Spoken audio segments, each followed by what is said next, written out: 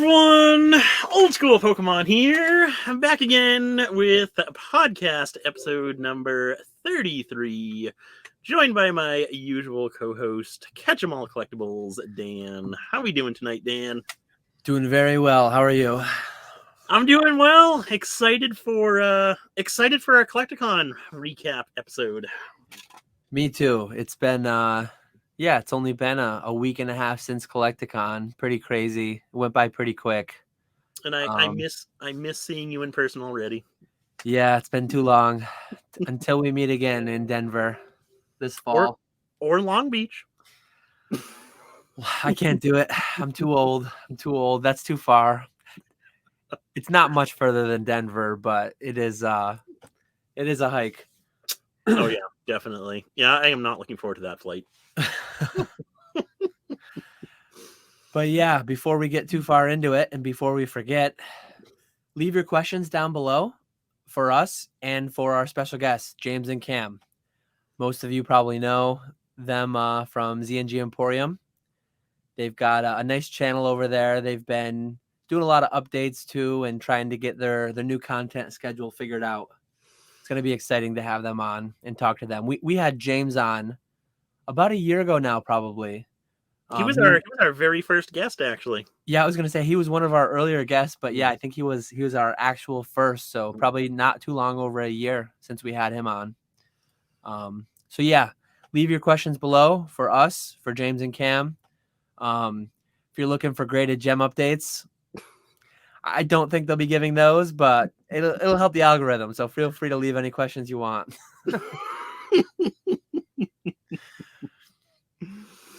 You want to give us a shout?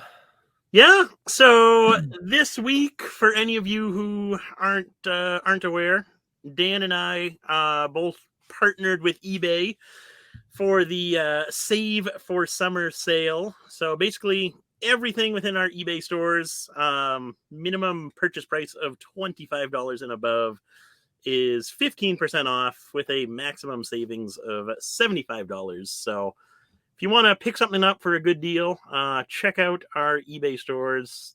The savings should automatically apply at checkout, but you may need to enter the code, which is just Save for Summer. Yeah. And I was actually I was looking into the terms and conditions of that the other day, because someone asked a question about how many times you could use that coupon, and apparently it's eligible for you can use it twice in the week period. But so I was looking into that, and then I was scrolling through it, and they had a whole list of all the sellers that were part of the sale.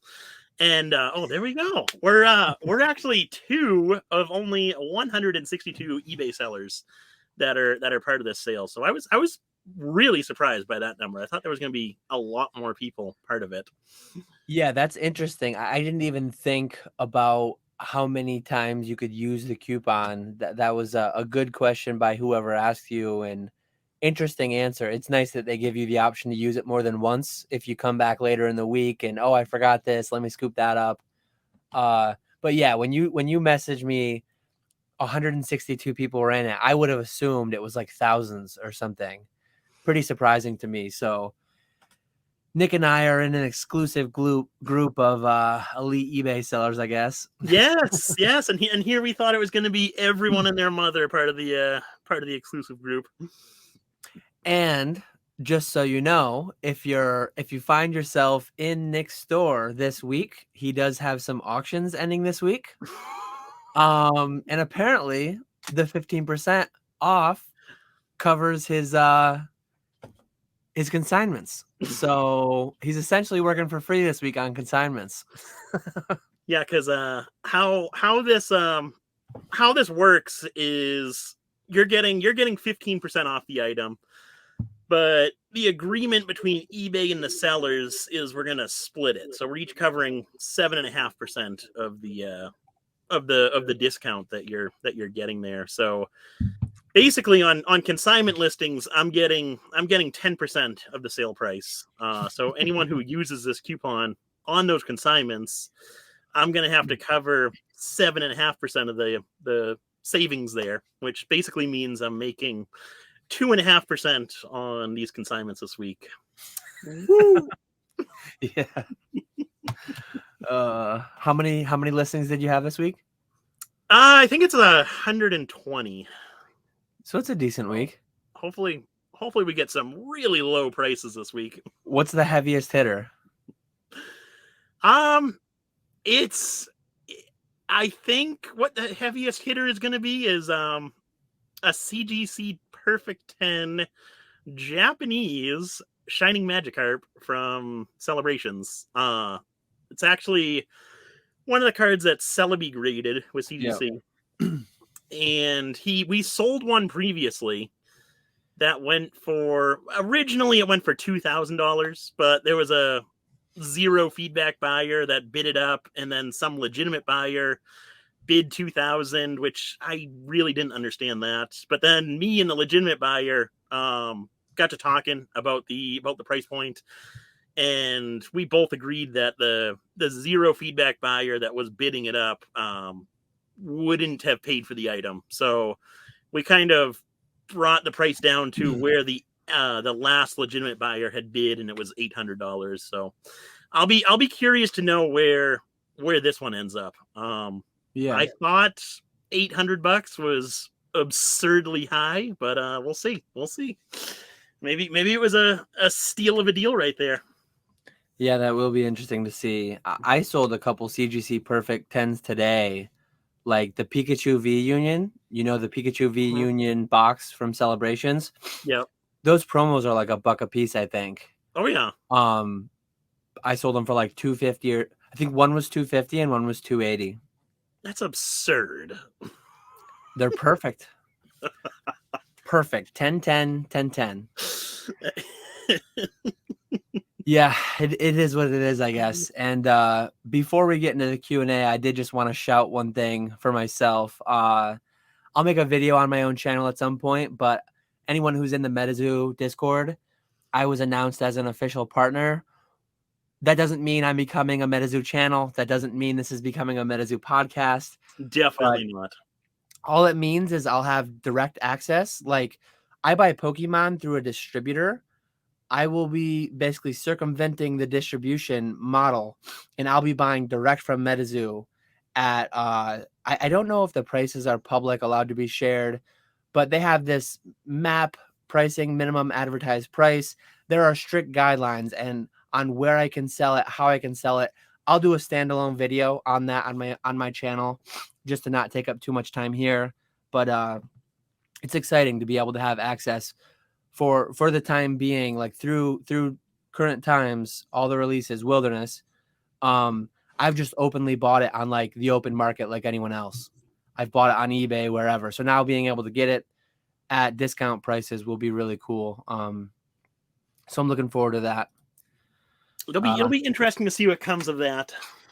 Yeah, I won't take too much time here, but very strict guidelines, and if you don't follow them, you're banned from the partnership program. I think there will be a high ban rate on people not following the guidelines properly. I'm going to follow them. I'm going to try to stick it out, because I think if a lot of people do get banned longer term, I think it could be, I mean, I believe in MetaZoo long term. I think it could be a good thing to be a partner and stick with it and get through maybe the first rocky release of it. Yeah, but definitely. Looking forward to see how that goes. Anything else to add before we get into the Q&A? No, I think we're good to go. We're gonna start with the questions first, and then after the questions, we'll talk about Collecticon. But if you guys just want to skip to the good stuff, we'll have timestamps in the description, so feel free to utilize those. I spend a lot of time creating those timestamps, so. The questions are good stuff too, so hang out for the questions. If you want to do the Charlotte talk first, go there, but be sure to come back, you know. But yeah, with that, we'll hop right into it. The green shiz. If we were locked in on pricing $50 to grade at PSA and $15 to grade at CGC, you have to eliminate one company. Which one and why? So at the time that he posted this, $30 had not yet opened, what do you think, just to make it an easier question or a harder question maybe? Do you want to do $30 PSA? I think that would be a better question, because I think 50 and 15, at least for me, that's a no-brainer. I would get rid of PSA. Me too. So Okay, so we'll do 30 and 15. Let's do 30 because that's like current, that's relevant as of today's pricing, whereas this question was asked before that was open. So 30 and 15 makes it tougher. But I've mentioned it many times on my channel, like cost basis is huge. Cost basis is almost everything. In volume, like by quantity, a very, very large portion of my business is slabs in between like $25 and $150. And it's just really hard to do those with good margin if you're spending $30 a slab. So it's tight, it's close. It's not like 90%, 10%. It's like 50-50 leaning towards CGC if I had to go with one or the other. Just because part of that consideration too is like CGC at 15 is a month or less right now. PSA at 30 is going to be $60 or $60. 6 months, I think they're saying.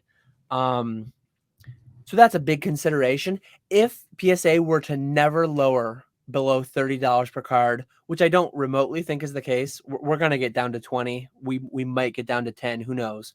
But if they were to never lower below 30, that could be a 2 or 3 month turnaround, even long term, once the backlog is done. And so if I had to choose between, I feel like I'd go with CGC. But it's tight. It's close. What about you at 15 and 30? Yeah, it is definitely a lot tougher of a decision, but I would agree with you. I was hoping we can have an argument. I would have to go with CGC myself, just because the number of cards that you can send at $30 compared to 15 is just a lot fewer. I don't know about you, but I have 100 or so cards that I want to send off to PSA at the $30 card tier. But after that, I really don't have much that I want to send them, just because I could send them a whole bunch of cards. I have a lot of like PSA 8 and 9 first edition WotC hollows that were part of my binder sets from back in the day. So my cost basis on those cards is next to nothing. But I want to wait for the lower pricing just so I can make more money. So I'm gonna hold on to those.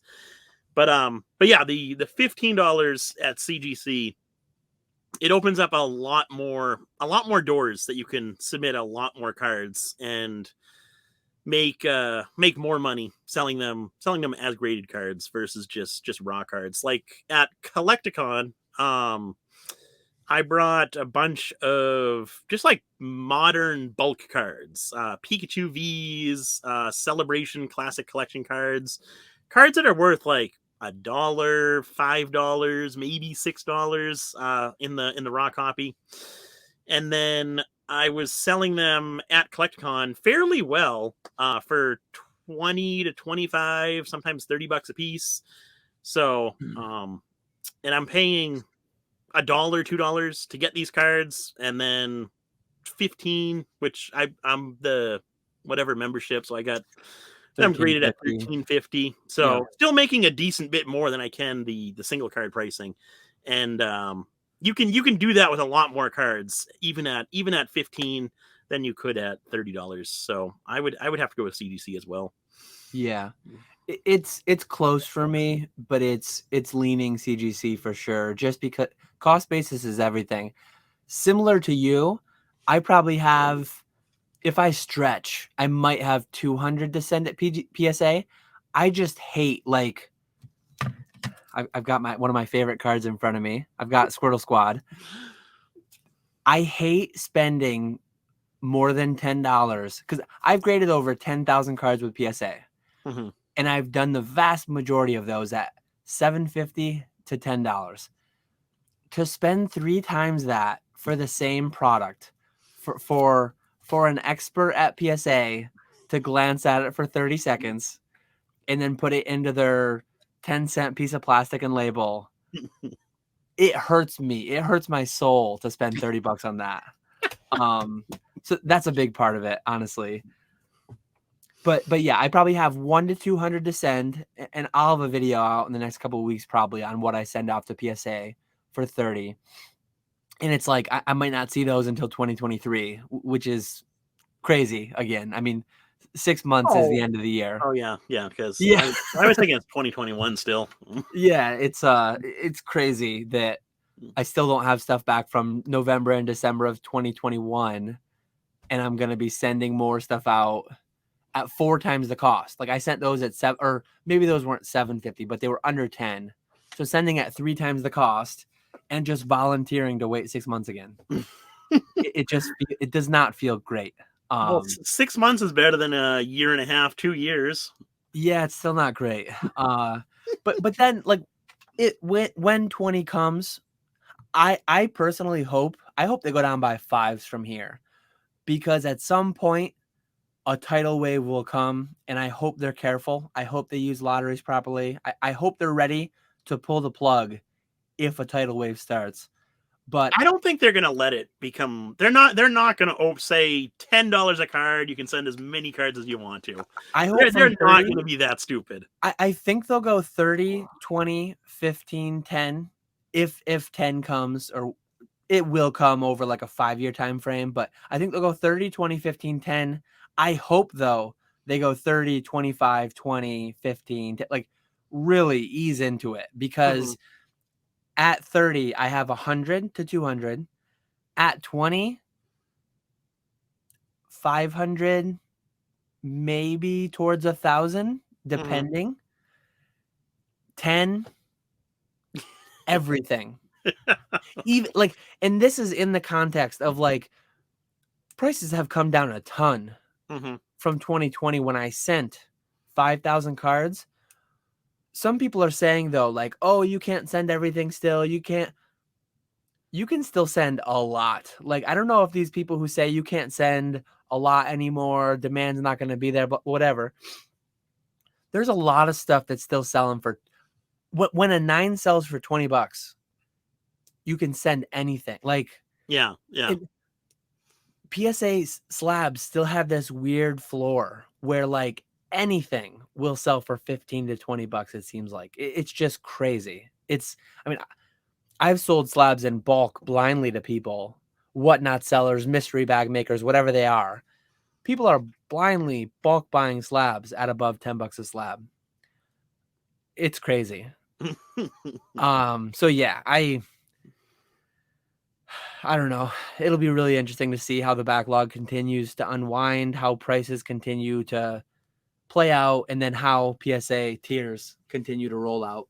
Yeah, I was surprised they didn't do any type of lottery system with the $30 tier, $30 card tier. I thought for sure they'd do similar to the $50 card. They'd do like 10, 20 cards maximum.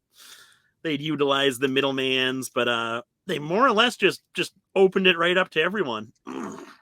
I think something that does temper demand a decent bit is the fact that they're saying like this is going to be 6 months. I think that tempers expectations, and plus it gives them time. Like if in the next month they get inundated more than they thought they would at 30, I would assume they're going to say like, hey, 30 is no longer wide open. Now it's like lottery only or whatever, middleman only. Yeah. But clearly they like, I saw a lot of people make submission videos and a lot of people send out 10, 20, 50 cards. I didn't do mine yet. So I'm like getting further back in the queue as if they actually do first in, first out, which they don't. But yeah, we'll see how it goes. Yeah, I still got to do mine, and then I want to do another CGC submission for Long Beach. Get some more stuff ready for there. I have a CGC video going out Friday of a 50 card return. I want to get where I just like every 10th of the month, whatever the number is, every first week of the month, second week of the month, I just send out 50 cards or 100 cards, or I want to get back to where I just do like a steady flow. Yeah. Have them churning, because I don't know if they're going to get a huge backlog or anything again. I just want like a steady stream going so that I know it's coming back. Yeah. Do you set cards? Like, do you have some cards that you have set aside for grading that you want to send to PSA and PSA only? Or do you just kind of, I'll just send whatever to CGC? Because for me, like all my first edition WotC stuff, I will not send that to CGC, just because of you can get so much more on the back end sending it through PSA. A ton of what I'm sending to PSA is early graded CGC WotC Hollow. I have so many 8.5s that are cleaner than my 9s. Yeah. I have at least 400 CGC slabs to crack. Some of them were ones that I stupidly graded with CGC. Many of them are like big lots that I bought at auction, through Heritage, wherever. So yeah, I've got a lot of. There are definitely things that I won't send to CGC. I don't know. WotC First Ed Hollows, I don't know that there's any that I would send to CGC. CGC's more modern, probably more lower end stuff.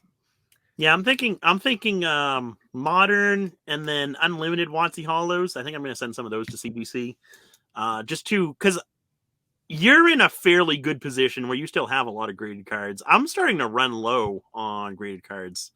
So I'd like to replenish some inventory, have some good stuff for Collecticon. Yeah, I still haven't gotten through my backlog of listing. I'm so bad. Like, we were just talking pre-record. I got like 100 card or 100 pack return from PSA like 2 weeks ago, 3 weeks ago, and I haven't even taken pictures yet. Slacking over there. Really bad. I've got, talking about PSA's backlog, I've got a pretty bad one too. Oh man. Next question also comes from the Green Shiz. This is the one. Sorry, Josh, I missed it last time around, so I went back and I found it. So, what was the last WotC card you purchased at market value in hopes of it going up? So, market value in hopes of it going up. I don't normally do this. Just buying cards at market value and kind of speculating that this is a good price, it'll go up in the future. I'm definitely more so looking for buying bulk collections at 60-70% of the value and selling them that way. But I guess my example would be No Damage Ninetales. I don't want those cards to go up anytime soon because I'd like to still keep buying them. But at some point in the future, I would like them to go up in value. So that would be my answer there. I purchased a PSA 9 No Damage off of PWCC last week for 6,000 with the buyer's premium, and there we go. Answered 2 questions in one. You just answered Robert Paulson's question there. I guess we can skip that one in a little bit. Oh, we'll save a little tidbit for that question. Oh, okay. I'll save the second part of that. So yeah, for me, I purchased a lot of them. If I kind of twist the question to my liking. Oh, you can't be doing that. I'll answer it 2 ways. So twisting it to my liking, I bought a lot over the past year, 6 months especially. I bought a lot of CGC 8 and 8.5 first edition WotC Hollows that not only do I don't just hope it's going to go up by itself. I do. I think a lot of WotC first edition Hollows in PSA 9 and up, I think a lot of those like drop too much. I think some of those are really near bottom or I gotta do this. I think some of the WotC first edition hollows are like near bottom, maybe too low on some of them. So I bought CGC 8.5s, one, thinking that they're gonna go up by themselves. Two, I'm gonna make them go up because I'm gonna put them in PSA 9 slabs. Mm-hmm. So that's kind of cheating, but kind of not. If I were to answer it like directly, and just like literally, I bought the card, intended to hold it for several years, probably like a few years ago. Honestly, it's been that long since I've bought like single cards. When I was finishing up my main goal of PSA 9, every WotC Hollow first edition in PSA 9, and I rounded mine out with like, I remember getting Expedition, like Wheezing, and a couple of my last cards. I probably have a buy thread somewhere on E4. Like those ones I bought for my collection, long-term inventory, hoping they'd go up. I was happy with the prices. I was finishing that collection. And since then, like Nick, the vast majority of what I buy is just buying large lots at like low market range to sell them at high market range, Yep. whether or not they go up or down. Like it's about flipping. I mean, that's PokeFlipz. That's what we do. Right? Exactly. Nice tie-in right there. Yeah. So next question comes in from Jamie Chris VA. How often do you guys run sales for your store? So right now, eBay summer sale. Go check it out. Affiliate links below. Very sporadically. I don't have like a schedule. I don't run like a quarterly sale. I don't run almost every year. I think I do like a Black Friday sale of some sort. So I guess that's the one semi-scheduled thing, semi-regular. Otherwise, if I spend 50 grand on a weekend in Heritage, it's like, okay, let me free up some cash. I'm going to do a combined send out offers and run a sale for a week just to like purge some things, bump up that cash flow to cover my big bill. Other than that, it's just like a feel thing. If sales feel slow, if I spent too much money, I run one. If everything's good and sales are moving fine, I'll just stay steady state, no sale. Yeah, I'm pretty similar. I need to get better at this. So as far as like running like the markdown sales, I normally do them twice a year. I'll normally do one at some point in the summer, July or August, and then I'll do a second one for Black Friday. I'll probably do that again this year, even though we're doing that eBay sale this week. I'll probably do that again this year, where I run like 10 to 20% off my whole store in the summer, and then again for Black Friday. And then similar to Dan, I used to be a lot better about doing this. I used to do every other week. I'd send out offers to interested buyers, and that really does help with sales. You really do notice an uptick in sales. But I've kind of stopped doing that when I started offering consignments, just because I'd always used to normally send out those offers on a Friday and then have a ton of orders come Monday. But now I already have a ton of orders come Monday, so I kind of stopped doing that just because I don't want to have to worry about packaging all those orders. 500 shipments for a Monday. Yeah. But I gotta figure something out. Collecticon definitely Collecticon definitely rejuvenated me as far as wanting to get better with eBay, because I was kind of in a rut there for a little while, just kind of doing the day-to-day things. But now I want to get going with listings. I want to get going with like weekly auctions.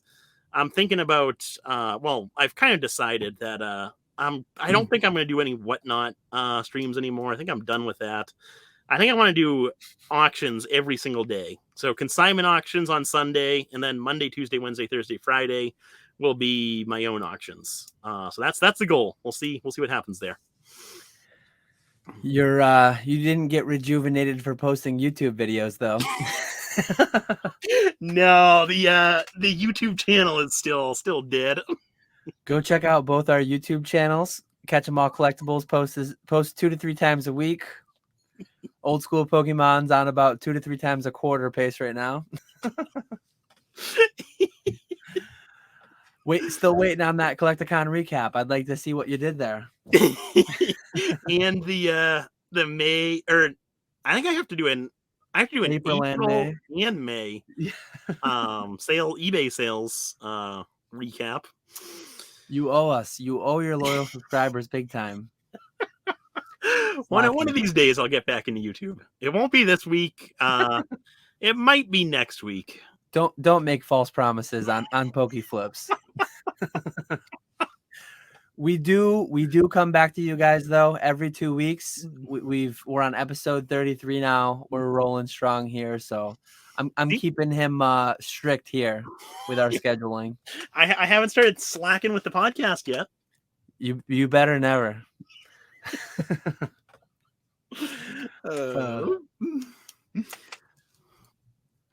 So Poke Knowledge cards. Have you noticed TCGPlayer getting worse with sending wrong cards or wrong variants? This was your question, wasn't it? Did I just steal that one? I don't. I think you did actually. Yeah. So Poke Knowledge asks, yeah. Have you noticed TCGPlayer getting worse with sending wrong cards or wrong variants? I really don't buy much off of TCGPlayer. I'll occasionally buy something, but it's very, very rare that I buy off TCGPlayer. I mainly sell off of on TCGPlayer, and from the seller's perspective, what did you buy? Oh Jesus! bought a few of those. Yeah. But from the seller's perspective, there's two things. First off, if you're buying a listing that says TCGPlayer Direct, that's TCGPlayer fulfilling the order. So I would imagine that you're more likely to have an issue come up there just because of how many orders are being fulfilled by TCGPlayer Direct every day. So mistakes are bound to happen there. But if you're just purchasing from an individual seller, TCGPlayer does not make it very easy to fulfill individual orders. You have to be extremely well organized in order to make sure that you're pulling the right card and packaging the right order and printing out the envelopes in the right order and all of that stuff. It's a big pain compared to eBay, where eBay you have a little picture of the item that you're shipping out. You can do bulk shipping, so everything's automatically printed in order. TCGPlayer is they definitely gotta step up their game when it comes to that. Just because I don't like the ordering of some stuff. It's all alphabetical, and then reverse hollows come after the regular cards and all that stuff. So if you're not extremely organized according to how they want you to be organized, it is really easy to screw up an order and send, especially with like modern sets. There's some cards that have like multiple cards within that set, and they're just different numbers. So I've had that happen a few times where I sent I just look and say, I got to send out a Charmander. So I scroll through my cards, get to the C, get to the Charmander, pull that one, and it's the wrong number. So that has happened to me before. I've only ordered from TCGPlayer like twice. And one time I ordered like 300 Gold Star Greninjas. And one time I ordered like 200 Celebrations Full Art Pikachus. I haven't even looked through them. They all just went into a box. I guess I've sent a couple to CGC recently, but yeah, I just don't have the experience buying from them to say anything. And I sold for them very, very briefly. I never even got proper payout from them because I didn't want to set up my bank account and get like twice weekly or whatever payouts they do. I have my eBay payouts set to weekly, and Troll and Toad I do like twice a month or something. That many payouts that are that small, it'll just like clog up my spreadsheet of all my bank account transactions, and I wasn't about it. So I did store credit for everything, and then I bought Celebrations Pikachus and Greninjas. Do you still have your TCG Player store, or is that gone? I mean, I didn't like delete it. I think it still exists, but nothing's been listed there for a long time. Okay, yeah, like 5 months or something. Yeah, I just wasn't a huge fan. I love it. Once you get into the direct program, it's so nice. It's still definitely like a major secondary to eBay for me. Like I spend very, very little time on TCGPlayer.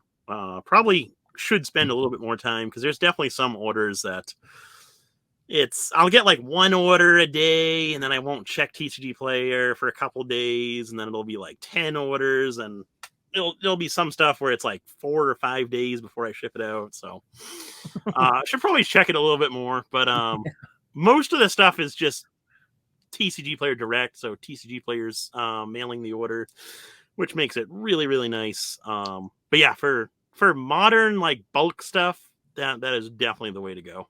Can you opt for only direct? No, unfortunately not. And it's so stupid too. Like direct doesn't do any sealed product. So any sealed product you list, you have to ship yourself. And then there's certain cards that direct doesn't offer. So like I'm selling a bunch of the Battle Academy cards on TCGPlayer, which is a massive pain in the butt because each one of those cards is numbered differently. Yep. So there's like 5 different Pikachus, and it's I graded a bunch, and it is a pain.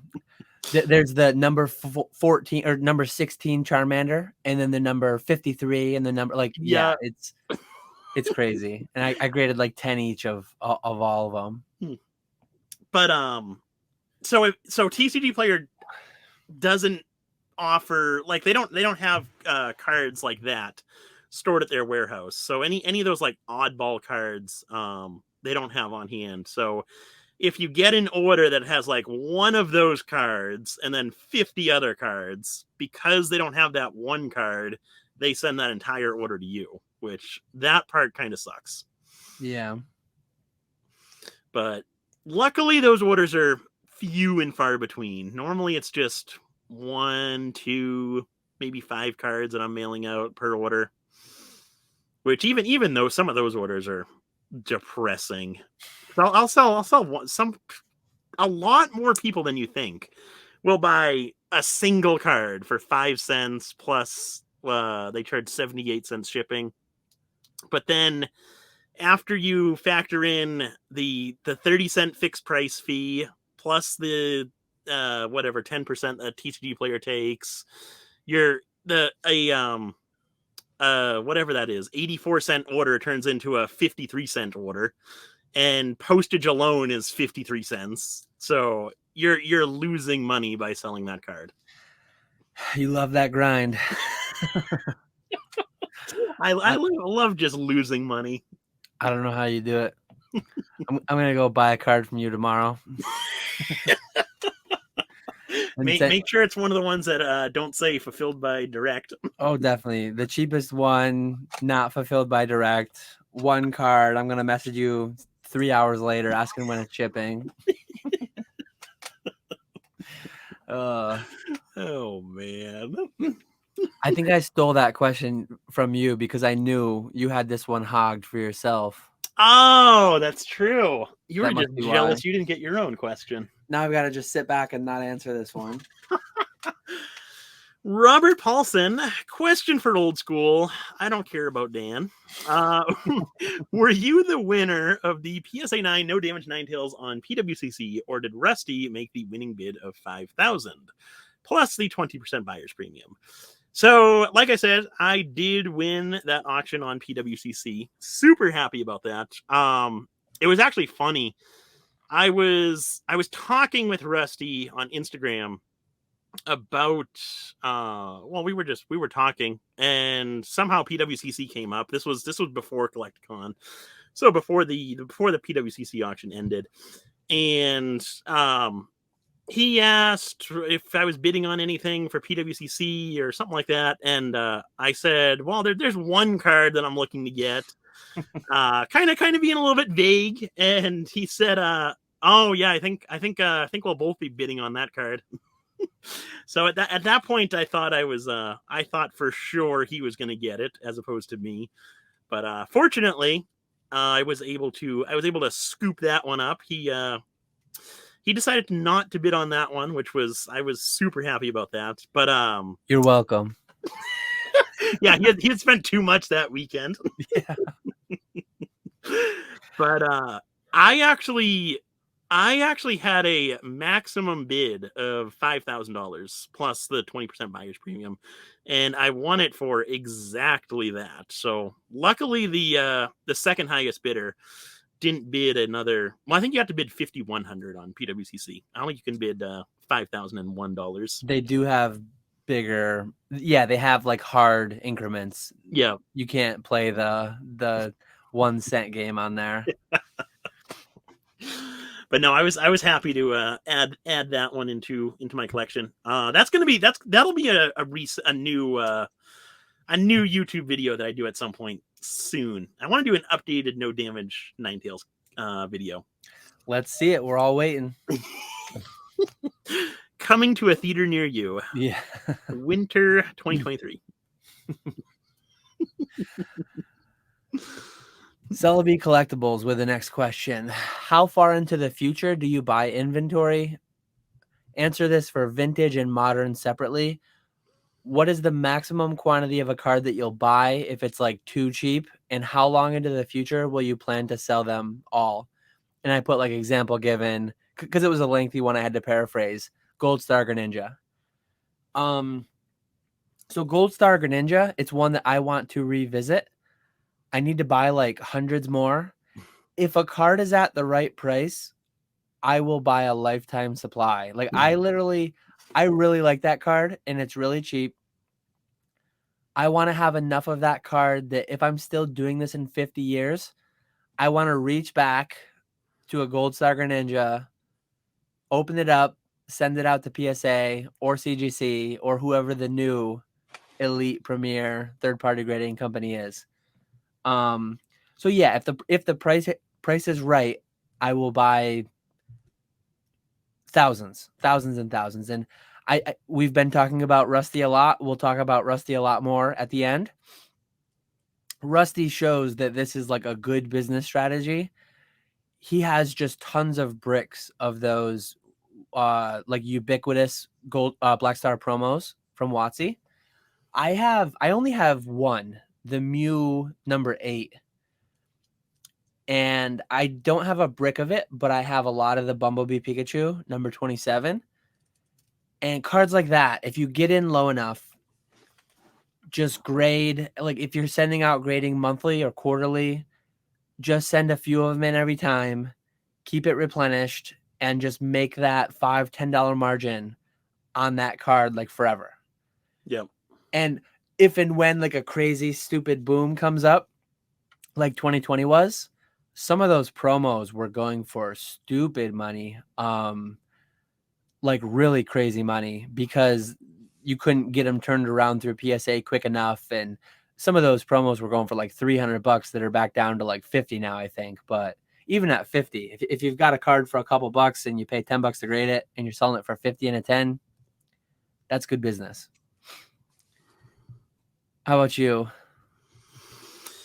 Yeah, I would agree. I never used to be one to buy a whole bunch of cards and set them back, but recently I have been doing that, mainly with the ETB promos. I've bought a whole bunch of the stained glass birds, the Charizard V's, the Greninjas, and then celebrations in general.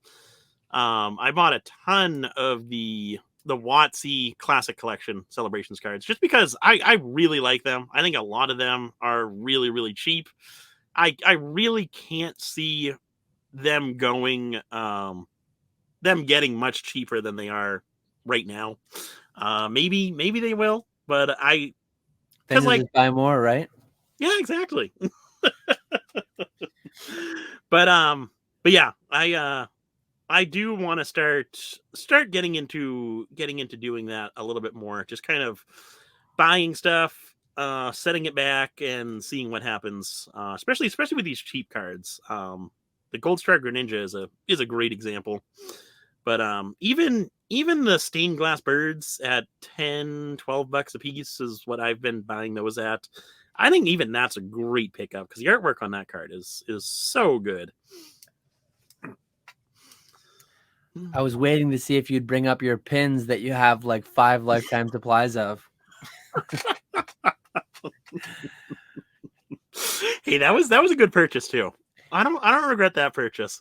Yeah, like if you get things at the right cost basis, I'm comfortable taking on thousands of something if I think the liquidity will be there, if I think or even just the margin. If the margin is there, and I'm comfortable taking something that I'll be selling for the next decade.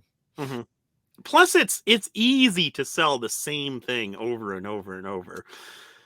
Like the pins is a good example because there's 15,000 something like that pins, but if you like think about how many different pins there are, it's probably only I haven't even listed them all. I got to get back going on that, but there's probably only 25 or 30 different eBay listings for all of those pins. So all it is you're creating one listing, quantity 10,000, and just selling them until you die. Multi-quantity listings are nice, and once you get the sales churning too, like Yep. you really move up the best match rankings having Yeah. that sales history. Yeah, exactly. Yep. So yeah, like I've already got some Gold Star Greninjas in CGC 9. Forever, from now until forever, I will have Gold Star CGC 9 Greninjas available. Hopefully 9.5s and 10s as well, but I think 9s will be like the staple if I can just make a few dollar margin on those, and then the 9.5s and the 10s pay, like make the profit. What did those in the nines even sell for? I think they're going for like 25 or something.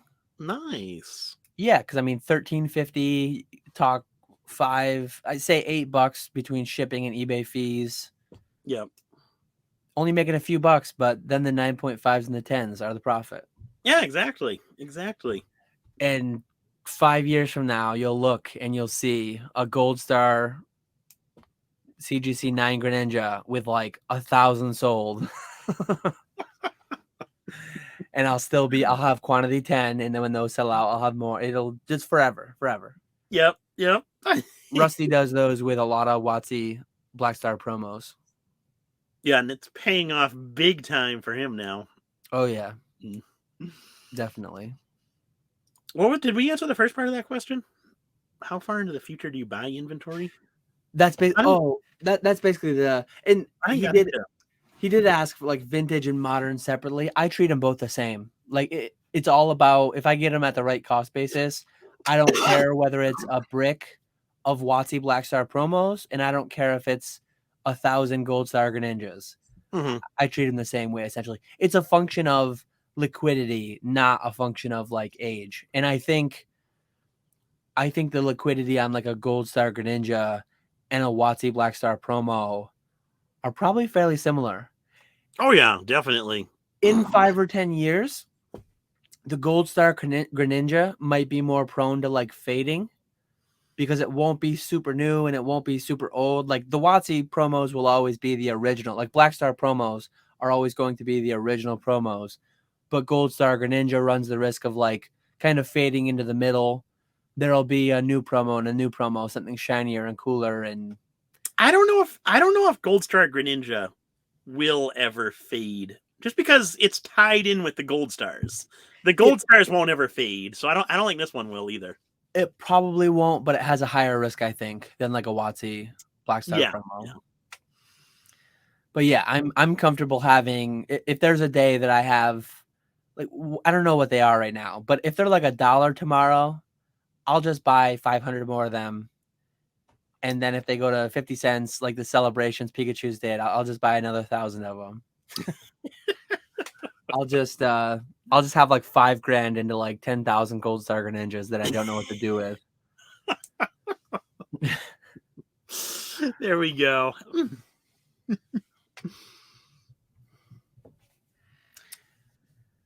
So I won't steal this one.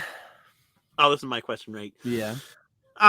Pokey Martin, haven't heard from you in a while. Oh, wait, sore subject. Took you a minute there. I forgot. Yeah, I skipped one of Pokey Martin's questions last time too, apparently. Pokey Martin asked, can you guys go over eBay best practices? When to list $19.99 versus $20? Why sometimes there's free shipping versus not? When to end auctions? Any other advice? I always used to like those round numbers, $10, $20, whatever. So I always used to list cards like that, but when I got back into when I went full time, I actually ended all of my eBay listings and started back from zero. And when I did that, I started pricing everything with that $19.99, $9.99, whatever. I don't think that makes a huge difference. But it's so like everywhere does that. Mm-hmm. You don't see any stores selling stuff for $20. It's always $19.99. So there's got to be some logic and science behind that. So I think you're better off just doing that, just following everyone else, than trying to do something different. So that's how I always price my stuff. And then as far as free shipping versus not, that's actually an interesting one, because I'm big into aside the PokeFlipz podcast, my other favorite podcast is eBay for Business. And it's like the eBay branded podcast. And one of the episodes recently was talking about free shipping versus paid shipping, and how for a while free shipping was like the standard on eBay. You had to offer free shipping in order for people to purchase from you. But now I guess we're seeing a kind of resurgence in paid shipping where not as many sellers are offering free shipping.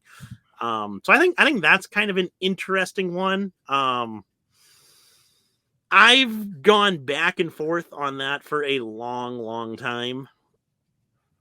With shipping though, it's really something where if you're gonna list something for $20, it's either going to be listed for $20 with free shipping or $15 plus $5 shipping.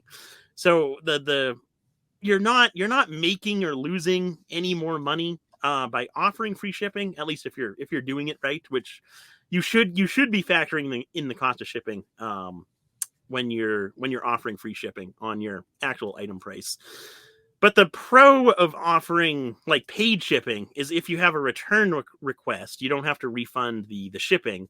But if you offer free shipping, that's basically saying you're not paying anything for shipping, so you have to refund that full amount. So for me, I think I'll always stick with the free shipping on my own listings, just because I do think there's some benefit. People see the free shipping and kind of think that that's a better deal. Plus, when it comes to people buying multiple cards, which that's a lot of my business, if you have paid shipping, it's a little bit tougher to have to send out those invoices when people buy multiple cards, refund the shipping if they pay extra, and all of that stuff. So I think it's more convenient to offer free shipping, at least for me. You can do rules, and you can do it where eBay will automate some of that, but sometimes I'm terrible with that. Years ago, I used to charge shipping on some stuff, and I'd have it, if you spent this much, shipping becomes free. Mm-hmm. It can be automated, but I do free shipping on everything. Yeah, yeah. And then when to end auctions.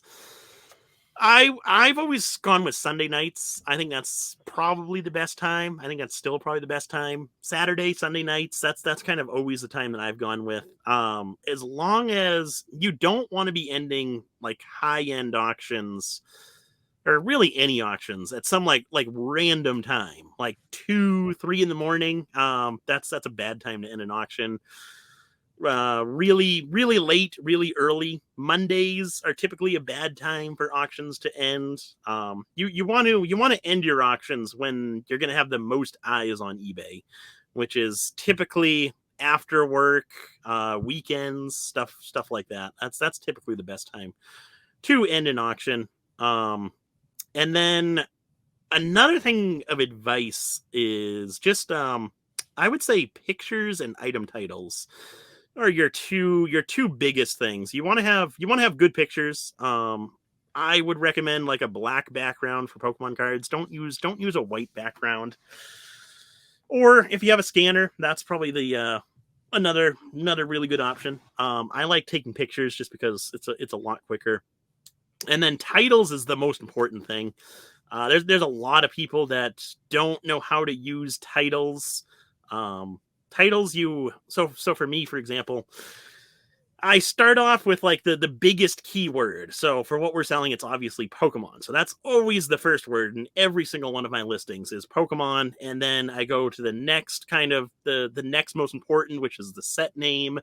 And then I go to the card name, the card number, and then finally the condition. So that's kind of the format that I use with all of my listings. You want to keep your titles. You can use as many characters or up to 80 characters, but you want to try and keep your titles concise and only use keywords within your title. So none of the look with the 2 @ signs, Yeah. wow, PSA 10 question mark. Don't be doing that. Not Charizard, Gold Star. Yeah, I think you covered everything pretty well. I do the 99s. I think psychologically, 1999 just feels less than 20. One thing with certain thresholds, and I don't even know exactly how it works, but like eBay standard envelope, does that have to be under 20 or is it up to 20? Up to 20. So it can include 20. Like Yeah. there might be certain thresholds where that becomes important, maybe not. I just wanted to throw it out there in case it's a consideration. I think for seller protection, I think it's 750 and under. So like if you sell for 750 or maybe at 749.99, I don't think you need signature.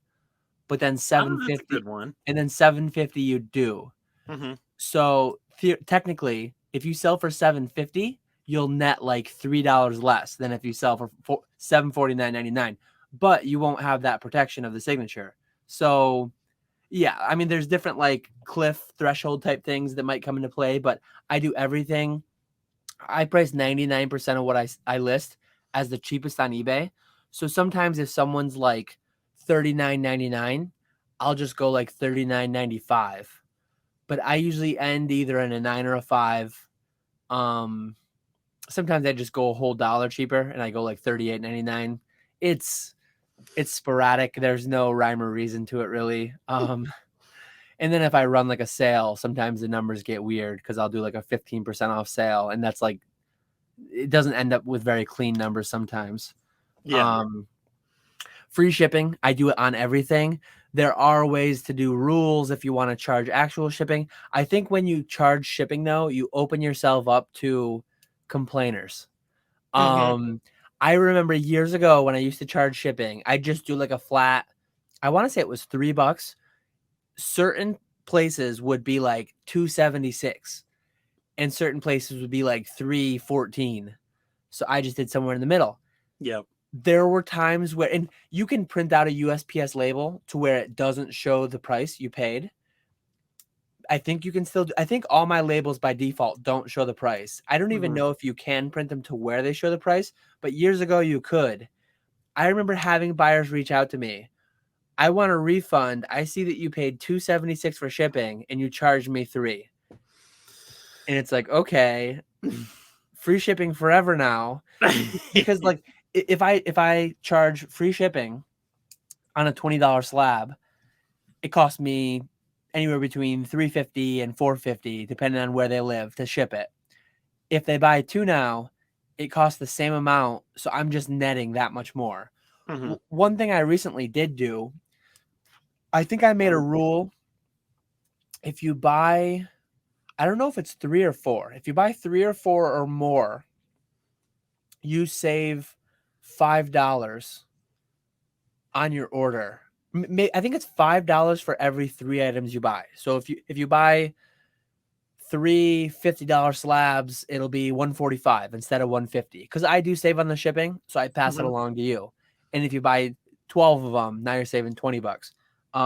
So there are a lot of features that I need to like get down into. I need to like optimize more, because that's like a win-win, right?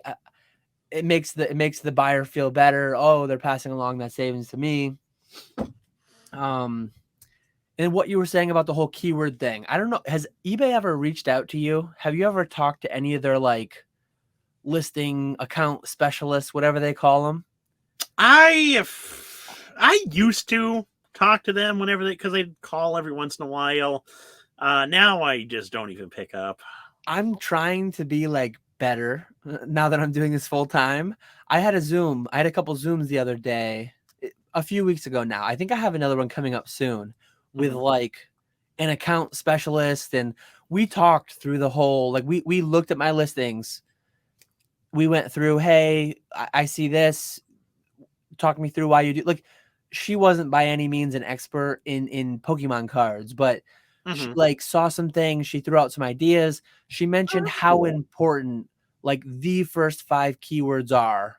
Yep. They like, she doesn't know. No one knows, I don't think, the exact algorithm and how it all works specifically. But like, there is a very heavy weighting to your first 5. And we talked about like the way that I do it, and I might change it at some point. I do PSA 9 mint, Charmander, base unlimited. So I do grading company, grade, species, set, and I put Pokemon card at the end. Really? So when I search, generally speaking, I haven't done this in a long time, but I think most collectors that search, I think the primary thing that like people are very much like, a lot of people are 10 collectors only. A lot of people are 9 collectors only. So my thinking, putting the grade first, is like, say, like 5-6 years ago when I was putting together my PSA 9 WotC set, it needed to be a PSA 9 WotC first edition holo. So yeah, I would search like PSA 9 mint muck expedition. I basically type it in. I do my listing titles catered to the way that I used to search out specific cards. Like say you're buying a no damage Ninetales. How do you search it? What would you type in exactly? I usually do Ninetales error and no damage Ninetales. So yeah, you're looking for a vague thing. Say you needed to complete a set, and say you needed like a PSA 8 base unlimited Charmander. Like, what exactly would you type in? Yeah, I would do PSA 8 base Charmander. See, I would do PSA 8 Charmander base unlimited, and that's exactly how I catered my title.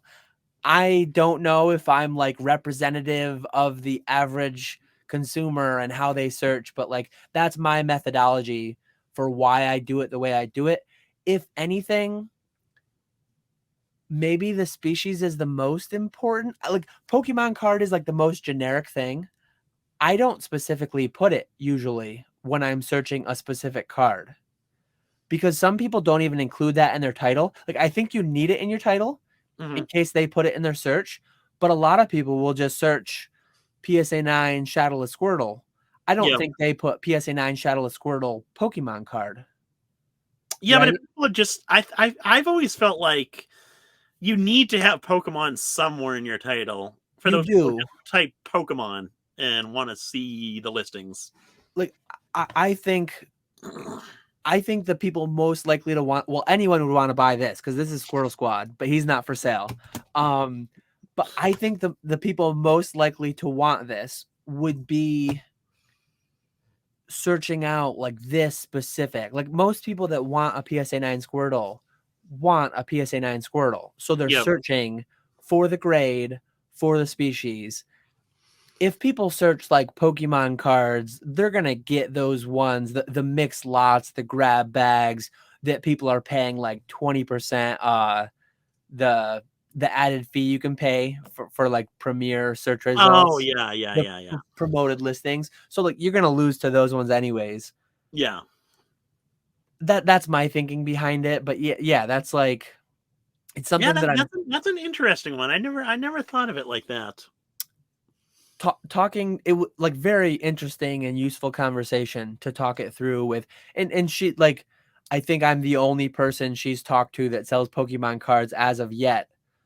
So she's like, don't like, I think she threw out a couple ideas. Oh, would it make sense to do this? Would it make sense to do that? Another thing she got into is like, and she had all the stats, she had all the numbers. I have spreadsheets somewhere that I need to look closer at. The average Pokemon card seller in this category uses 6 item specifics, and you're only using like 4 per listing. She's like, can you add any more of these? Like manufacturer, Wizards of the Coast, grade 9, grading company, PSA, set. I don't do rarity most of the time. She's like, the more you can add, the better. But how many people filter by common to find this? Like, are people actually doing that? I don't really know. I don't think so. I don't filter by anything. Like if I'm Yeah. looking for this card, I search PSA 9 Shadowless Squirtle. And then I do price high to low or low to high. People are weird though. I've played around, and maybe I'll make a video on it at some point. It feels weird. It is weird.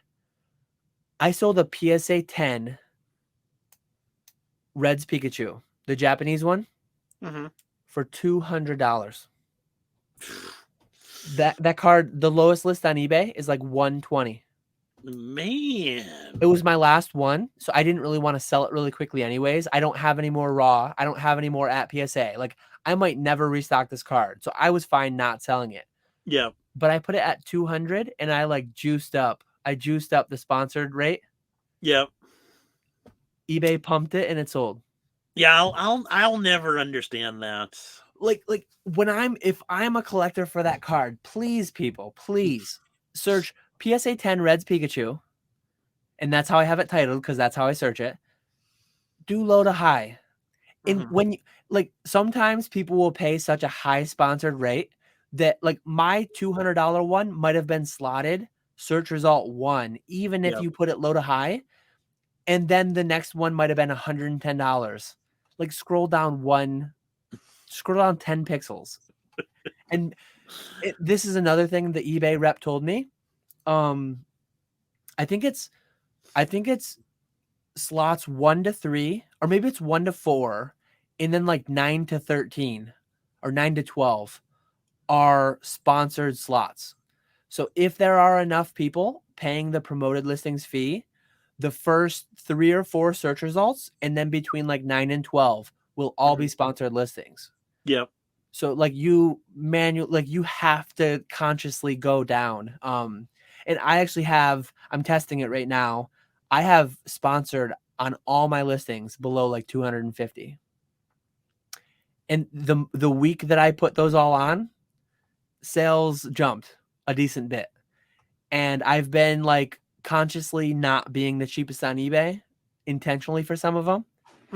And they've still been selling. Like it's a weird, like I'd rather be the cheapest and I'd rather just sell for the cheapest, no promoted listing fee. But if I can raise the price 5% and pay 2% extra promotion fee, I'm netting more money. It's weird. But it's like, why do people do that? Why don't people buy better? I'll never understand it. But yeah, that's another big one is the promoted listings really do work. I had that set up on the Detective Pikachu packs that I'm selling. And so I set that up in the beginning. I did like a 5% ad rate because I was into those packs for so little and I have so many of them. Yeah. So I set that all up. Sales were going really well. I built up a ton of watchers. I had a ton of sales. So I figured well, I really probably don't need this this promoted listing thing anymore. So I got rid of it for like a week, and there was a dramatic decrease in sales. When they're making more money, they're pushing that thing. If you put it high enough, I'm convinced. If you put it to like 20% or something silly, I don't even, is there like a ceiling on it? There must be, right? I don't think there is. If you put it to like 20%, people will search like vacuum cleaner and they'll show you the top result will be your Detective Pikachu packs. Like they will just like pump those things. It really like, and I notice occasionally I will just search like when I'm pricing an item to list it, I'll search like PSA 9 Grand Party, and it will show like it will show some random promo that's not even the same thing as a sponsored listing that they're probably just paying some ungodly amount to be there. Yep. I don't like it, but if you can't beat them, join them. It's like other people are paying it. Their listings are selling at higher prices than mine. You either join them or you don't sell things, even as the lowest listed on eBay. It's weird. Yeah, it is. Oh, and then one more thing too that I just thought of while you were talking. The out of stock feature is an absolute game changer. I think I learned that. I forget. I don't know if you told me about it or if I learned it from Rusty's Patreon. I forget where I learned it from, but that is such a good feature. If you're selling like multiple copies of anything, set that up, because basically what it does is, instead of, say you have 5 of a card that you're selling as a buy it now, so you have quantity 5, instead of that listing going to 0 and ending once you sell that final copy, the listing goes to 0 and is hidden from the public. But as a seller, you can still go to that listing and adjust the quantity. So if you don't want to say you have like hundreds of something, and you don't want people knowing that you have hundreds of this card, list it as quantity 5 or whatever it is, sell those 5, and then edit the listing with another quantity of 5, and it keeps all the sales history, the views, the watchers, it keeps everything. So once you edit that listing with another 5 or whatever, the listing is going to pop up back on eBay. It's going to keep all of your views, watchers, sales history. So you're going to kind of have a jump start on the competition with compared to other sellers who have to relist that card and kind of build up momentum again. That is huge. I use that on my store universally.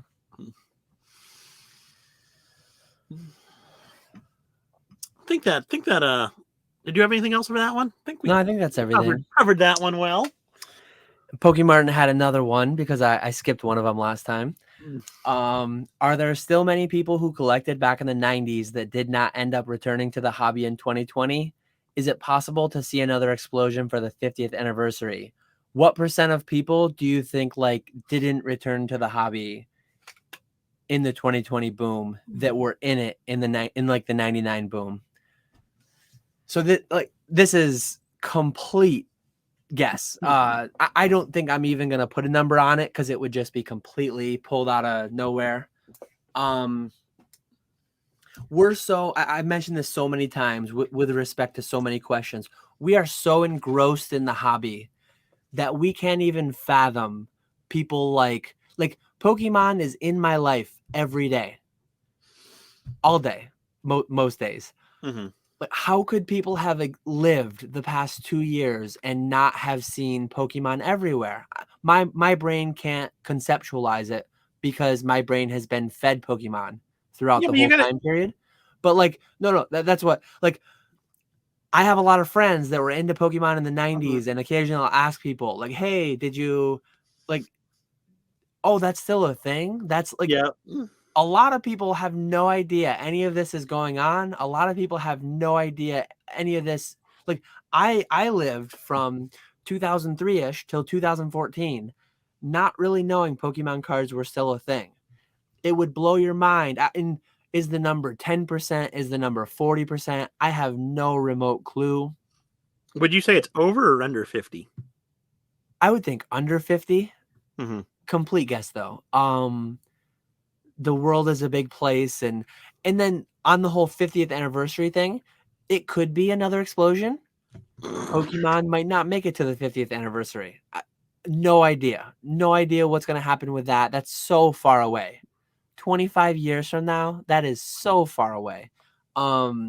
It could be an explosion, not even from us. It could be an explosion from like people who are into it now that get out of it for 20 years and get back in. Like, who knows? That's so far away. So it's just like layered speculation to even try to come up with a number. You got any number you can throw out? Yeah, I was gonna say it's tough for us in the like the day-to-day stuff to think of people that were into Pokemon back in the 90s but aren't in it now. Just because of how, like you were saying, how engrossed we are in the hobby, and it's kind of our everyday lives. But I took this question and kind of looked at my friends outside of Pokemon, and almost every single one of them was into Pokemon back in the 90s, growing up as a kid. But nowadays, I honestly don't know a single one of my friends from like high school, college that are into Pokemon. So I'm the only one. So I would say it's well under 50% of people who were into Pokemon in the 90s are in it again in 2020. I would So you think greater than 50% didn't come back? Oh yeah, I think it's I would say, completely guessing here, like 30% of people came back into Pokemon. Just based off of my friends. I don't have a single friend that from high school or college that's back into Pokemon. So that's that one. And then as far as the 50th anniversary explosion goes, I think the 25th anniversary kind of explosion was just the after effects of 2020. I think if, say, 2020 Logan Paul never happened, I don't think the 25th anniversary would have been as monumental as it actually was. I think that was kind of the end of 2020, and the whole Pokemon mania. So I think if we want to see another 25th anniversary with the 50th anniversary, it's gonna have to be the actual anniversary isn't going to be an explosion. It's gonna be something else. Another Logan Paul, another COVID, hopefully not. It was a perfect storm for sure. Yeah. Oh yeah, definitely. And on that same point, I've mentioned it many times. Like every day, every week that I'm shipping all these items, and every day that I'm talking to you and Rusty and Zach and Jake and whoever else, I don't know anyone in my day-to-day life that is remotely into it this level. Like I had an old coworker who I'm still friends with who buys the occasional pack here and there. He'll hit me up to get a deal on like Christmas presents for his kids or for his nephew, niece, whatever. So I know a few people very minimally into it through that, but like people buying graded cards, people investing in Pokemon, I don't know anybody. And I don't have like a massive friend circle. I don't have a massive sample size, but back in 99, everyone on the playground just about was into Pokemon cards. So yeah, it's crazy how big it was. And I don't know if you saw the number come out, but over 9 billion cards were printed between March 2021 and March 2022. Yeah, I did see that. That is crazy. I need to digest that further, and I need to make a video on that at some point soon. I still have my print run estimation thread on E4 that I made like 5 years ago that I need to go back and revisit. I did a deep dive on it in Patreon last year. Maybe I'll revisit that at some point soon too. 9 billion. That is more than one card for every human on the planet. Yeah, but if you eliminate basic energies, then it's only one card per person. Pokemon to the moon, since everyone in the world collects Pokemon. I can tell why bulk crashed to 1 cent again. Yeah, That is that makes sense. so That many makes sense. cards. That is like unfathomable. Absolutely crazy. Oh yeah. But Oh yeah. that'll be for another conversation. I think we hit that, right? I would say so. Next question is very similar. Well, I guess it's not very similar, but it's got some commonality. Mertz Collectibles. What percentage of the people that came in during the Logan Paul Mania do you think will stay in the hobby long term? Serious collection with genuine interest. Guess greater than 10%. I That's an interesting one. I think there's a lot of people who got into Pokemon during the Logan Paul Mania, lost a ton of money, and quickly got out of it, unfortunately. I also think there was a lot of people who only got into Pokemon because of the money during the Logan Paul Mania. So I think that's more. I think there were more people like that than there were people who got into the hobby because of that and are going to stick with it long term. But I would agree. Like Poke Martin's question, we can't possibly come up with an answer. But I would agree with you. I do think it's more than 10%. There's definitely people that I talk to on a fairly regular basis who were never into Pokemon, or they were into Pokemon as a kid, but they never got back into Pokemon until it became kind of mainstream with the whole Logan Paul Mania. And they got back into it right then at kind of the peak time, and they're still into it. They're hugely passionate about Pokemon. So I do think there are definitely people who got in at the peak and are going to stick with it long term and build up a serious collection and all that stuff. So I would agree with you that I do think it's above 10%, but I think it's less than 50%. So I'm gonna say somewhere in there. For a complete guess, it feels like a reasonable range. I don't have too much to add to it. It's so speculative, and what's long term is long term. 5 years, 10 years, 20 years. I think a very small amount. Like, say we do make it to 50 years, I think a very, very tiny percentage will stay fully engaged, serious collector, genuine interest for the next 25 continuous years. Like, not many people did it the past 25 years. A lot of people left and came back, and I think that'll be like a common theme throughout people's lives. Like, you never quit it altogether. You just take breaks periodically throughout your life. And I don't know. I have a hard time thinking that I'll ever leave it fully again. Who knows where life will take me? Who knows what'll happen? I like the thought of staying engaged with it forever. I mean, I'm doing it full time, so I'm staying engaged with it. It's different when it's your job. For a decent bit here, at least. But who knows? Like, life is crazy. So yeah, I think your 10 to 50% answer feels reasonable, because I don't even know what long term means. If long term means 20 years, way less than 50%, maybe even less than 10%. But if it's like 2 to 5 years, let's say like 5 to 10 years. 5 years, let's say 5 years. I like 10 to 50 for 5 years. Feels like that would probably capture the answer somewhere in there. I would say so.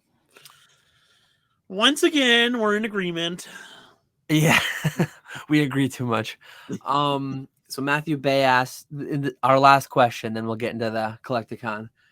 Do you think CGC will ever reduce their bulk pricing? PSA slowly opening lower tiers, and I've heard CGC's turnaround for bulk has been 1 to 2 weeks at times. So my recent CGC bulk, everyone was talking about 3 days, 2 weeks, this and that.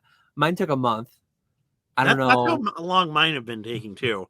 I've never lucked out with the 1 or 2 days. Yeah, so I get shafted by the lack of like first in, first out. They just skip a bunch ahead of mine.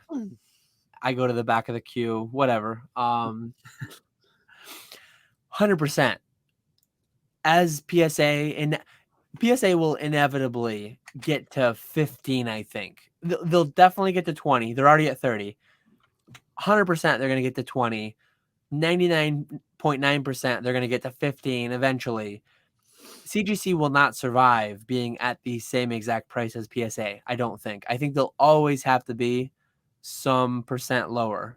I don't know what that percent is, but if and like when PSA gets to 15, they're going to have to go down, whether it's 12 or 10, who knows. But yeah, they're going to reduce at some point. It is funny though. Like I saw so many things. Oh, I'm getting bulk back in 3 days, whatever.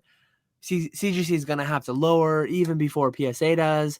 And then CGC comes out with that statement where they raised subgrades and they raised higher tier pricing. Yeah, I got a kick out of that. That was really funny. I think that new partnership with PWCC, all the stuff they're doing with eBay authenticity guarantee, I think they're doing fine. Like, oh yeah, I've said it many times. I'll never stop saying it. Grading cards is not that difficult, and scaling that type of business is not that difficult relative to like other industries, relative to other businesses. And the margins are insane. It does not cost that much money. There's not that much risk into putting cards into plastic. It's a very attractive business to be in, and they're doing very well for themselves. They have a lot of room to lower it if they need to. Oh yeah, absolutely. Yeah, I would agree with you. I think at least in the short term, CGC is going to have to be cheaper than PSA in order to stay competitive. Just because if CGC ever becomes more than PSA, even with quicker turnaround times, I think they're going to start losing more business, just because people start sending more and more into PSA. But yeah, so yeah, I pretty much agree with you on that one. Again, we were 27 minutes off of our hour estimate for getting into the Collecticon talk. we did, yeah. Before recording, I guessed that we'd be confidently under an hour on the Q&A, and then we went to an hour and a half. So when I'm confident I'll be able to record a video for my own channel in under 15 minutes, it usually ends up being 25. So that's like on par. Oh man. But yeah, let's hop into it. The highlight of this video here. How do you want to take? You just want to go day by day, or? I think that'd be the easiest way to do it. So right out of the gate, I prompted you and Jake multiple times. Oh Jesus! Live stream, drive stream, and it didn't happen. I'm going to voice my disappointment. I'm sure our viewers will agree. Let us know in the comments below if you're upset that the live stream, drive stream never happened, because I know I am. You were refreshing YouTube all day waiting for it to pop up. I was waiting for that notification. I'm like, it could be on Nick's channel, it could be on Jake's channel, maybe they'll dual live. Nothing. So walk us through the drive, because your Charlotte adventure started before mine. Yeah, that was the ride down was surprisingly, it wasn't too bad actually. I live outside of Boston, Massachusetts. So I left around, what time did I leave? I think it was like 5 or maybe 6, I forget. But it was really early that I left home. I drove down to New York because Jake was down there. Picked him up outside of New York. Got down there around 10. So that part of the drive really wasn't bad. And then we pretty much left immediately, drove down to Charlotte, North Carolina. The ride down wasn't bad because we were hyped up about Collecticon, going to see Rusty, all of that stuff. So we pretty much talked the whole ride down, watched a couple of YouTube videos. We got stuck in traffic in between DC and Richmond, which was god awful. It was terrible. But once we got outside of Richmond, was pretty much smooth sailing the whole way down. It was funny when on our ride down, I was telling Jake, "Oh, we're definitely going to be going out that night when we get down there." But by the time we got down there, it was 7:30, 8 o'clock by the time we got to the Airbnb. And at that point, I was so done with driving and being in the car doing anything. So we ended up just hanging out at the house, which was perfectly content with me. Yeah. And then, so that was, you didn't miss much, many eventful activities on the ride down. Yeah. And then Thursday night, when you guys were arriving, I got a text message that my flight was canceled. Oh, I forgot about that. Which sucked. I didn't forget because that sucked. So I'm out, like, we're out at the park with our kids, and I get this text. So I call them. I waited a little bit because I'm like, I think they said they're going to reschedule me. They rescheduled me for like 8 p.m. that night, Friday night, because I was flying out. I intended to fly out of Syracuse because I'm within an hour of that airport at like 6 a.m. to get to Charlotte at 8 a.m. because we were going to be visiting Rusty late morning, early afternoon. And my flight got canceled and changed to 8 p.m. because I fly out of a tiny airport and they have 2 flights to Charlotte every day, 8 a.m. or 6 a.m., 6 p.m., something like that. And so I call them. I say, I can't do this. The reason they canceled, they said that so many flights into Syracuse were canceled because of bad weather the prior week that they literally didn't have enough pilots and flight attendants to like fill all the planes leaving that day. So they just had to like cancel some. Yeah. And so, yeah, I looked into Albany. I looked into Buffalo, Rochester. Like, Syracuse is under an hour. So I was going to get up at 3:30, I think. And I'm one who, like, I can't just magically go to bed at 8:30 p.m. Like, I can't say, okay, I want to sleep 6 hours. Let me go to sleep 6 hours before I have to wake up. I'm one who, like, I just have to go to bed at 11 or midnight because my body just won't go to sleep earlier. Mm-hmm. So I'm like, okay, I'm going to leave. I'll try to go to bed at 11:30, wake up at 3:30. I'll get a solid 4 hours. I'll be fine. Like, I usually get 6 to 8. 4 is not great, but not terrible. Well, the only way I was getting down to Charlotte in the morning, I flew out of Buffalo at 6. So that's like a 3-hour drive. So I had to set my alarm for 1:30 and then it's like the night before, like when you know you're going to get little sleep, you look at the clock and you just dread your life the next day. Oh yeah. I couldn't fall asleep. I remember seeing the clock and it was after midnight. So like under 90 minutes until my alarm went off. I slept for south of 2 hours. I think I snoozed it once or twice.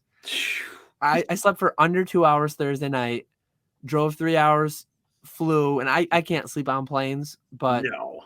I did sleep a little bit on the way home because we'll talk about how little sleep we got throughout the whole weekend.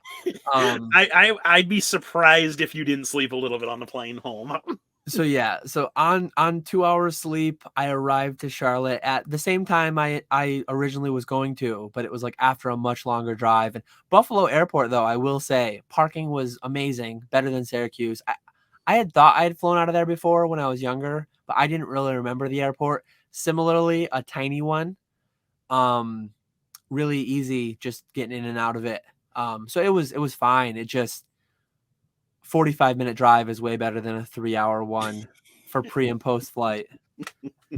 Yeah, definitely. But anyways, I joined up with the boys, Jake and Nick, who were waiting my arrival. Anxiously awaiting your arrival.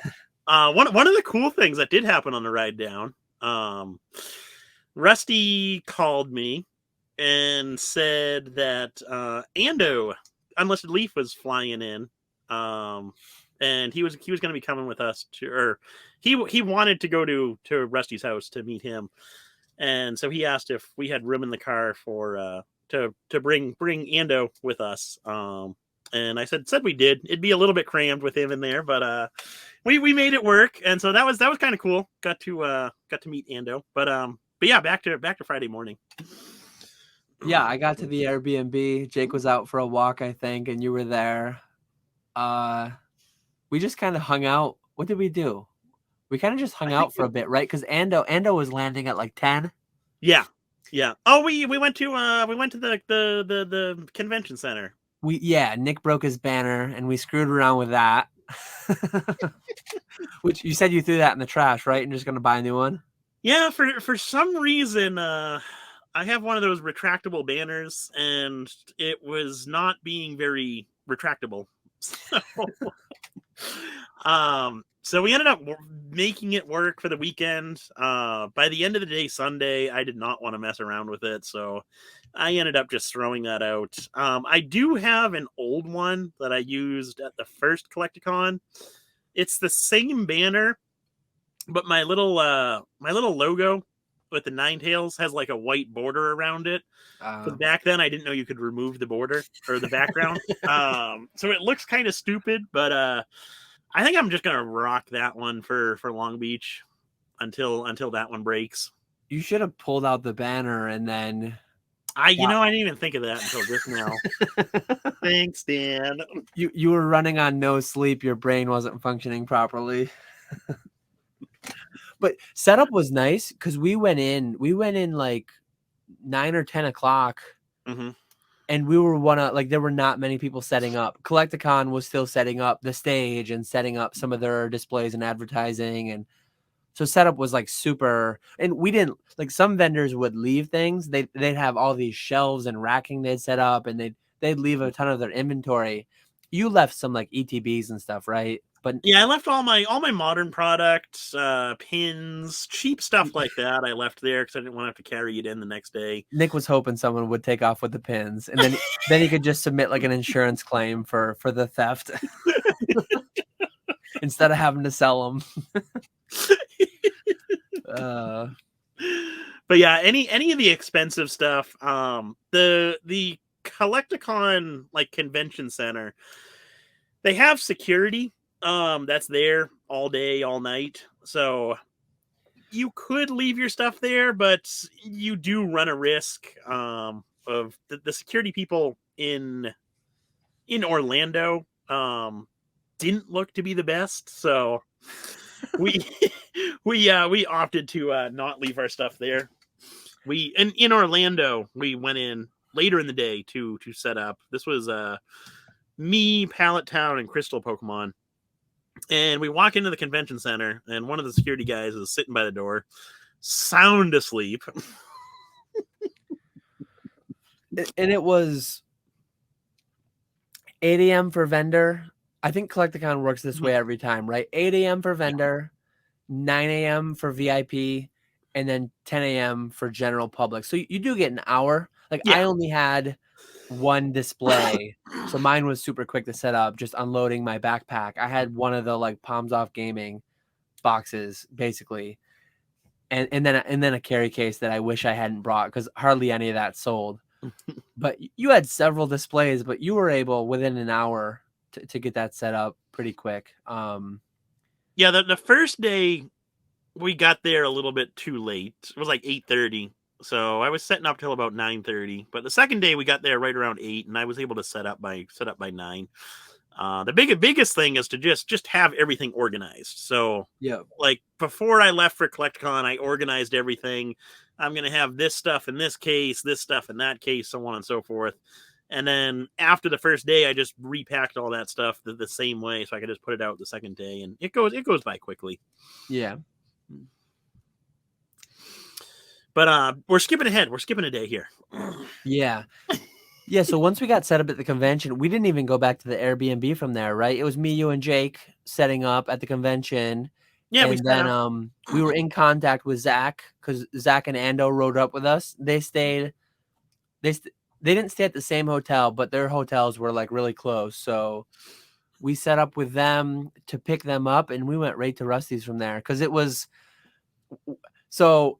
people know who would watch my videos, I prearranged a trophy deal with Rusty, which we'll elaborate further on a little bit once we get there.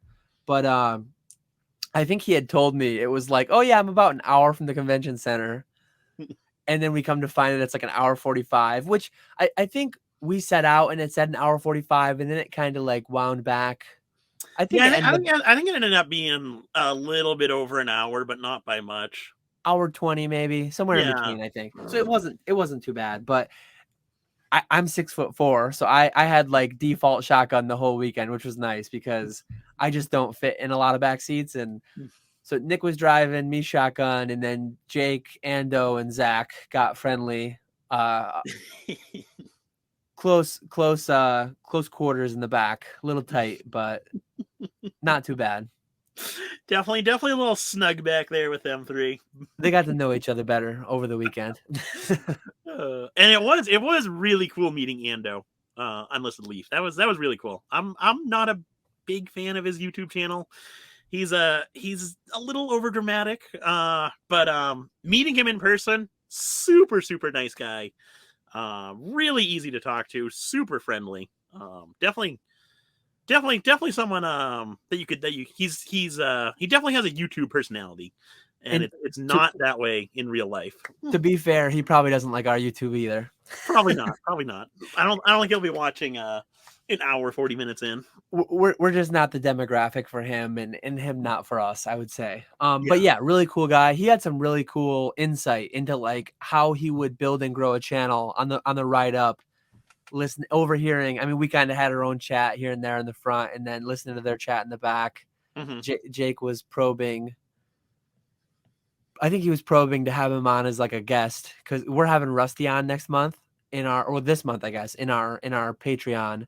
I think Jake was kind of feeling him out for if he'd want to be a guest on our Patreon, and didn't really seem to bite on it. So, but he definitely had some really cool insight and really cool conversation about like growth of a YouTube channel, kind of like Pat Flynn. I mean, he had similar insight. We had him on a couple of months ago as well. And the way we're doing our YouTube channel is not that recommended advice. Do not do 3-4 hour long videos, bad thumbnails and titles, and yeah. But yeah, the car ride pretty uneventful, which is good. When you're in a car, you don't really want too much excitement. Or Nick's a decent driver, for anyone wondering. He is from Massachusetts. Driver. He's from Massachusetts, so I was a little worried. I had a roommate in college who was from Massachusetts, and we used to go almost every weekend in the winter. We'd go to Vermont. We'd go to like Okemo, Stratton, Sunapee, snowboarding, skiing.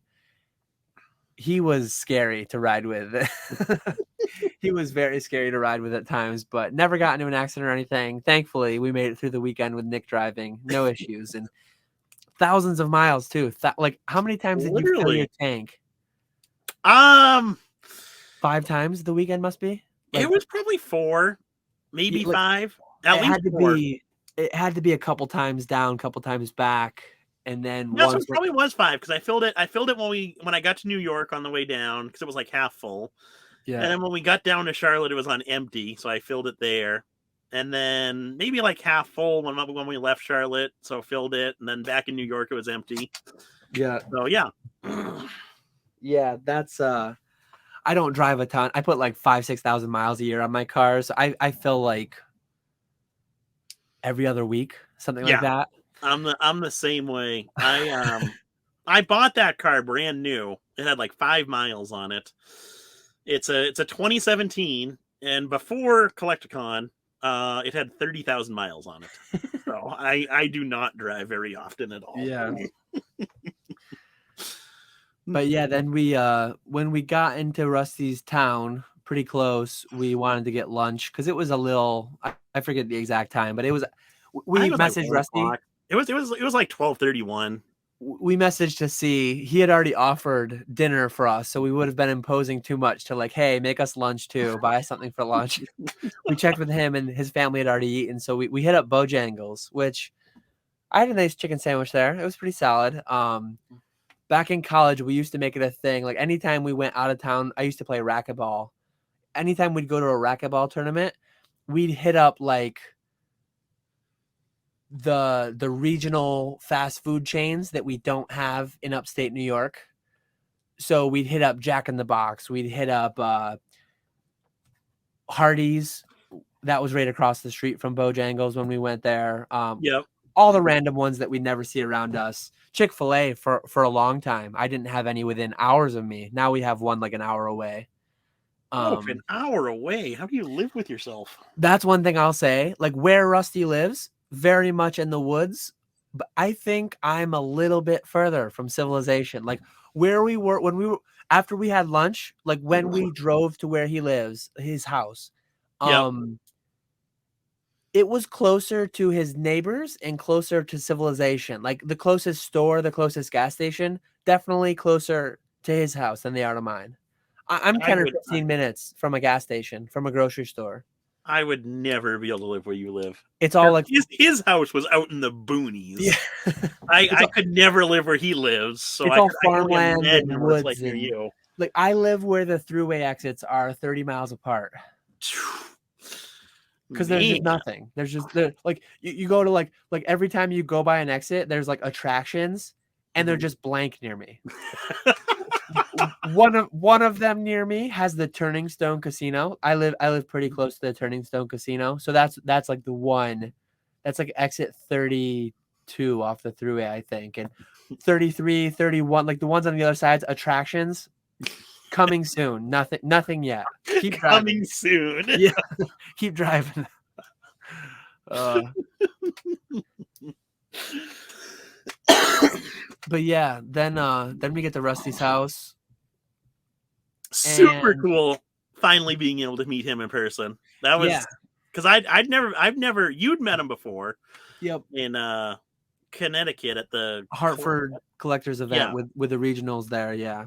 Yeah, but I've talked with him for I should go back in my emails and look when we first started talking. It's been years and years since we've talked. But I've never met him in person. So meeting him in person, I was starstruck. Yeah. Super cool meeting him in person. And then seeing we didn't see his Pokemon, his office at first. First we saw his kind of the work he's done to his house and his backyard, which is absolutely incredible.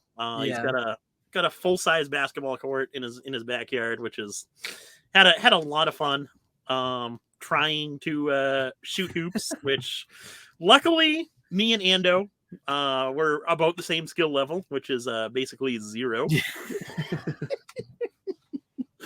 But you, Jake, Rusty, Zach was pretty good. He was making some shots there too. You guys were all decent at basketball.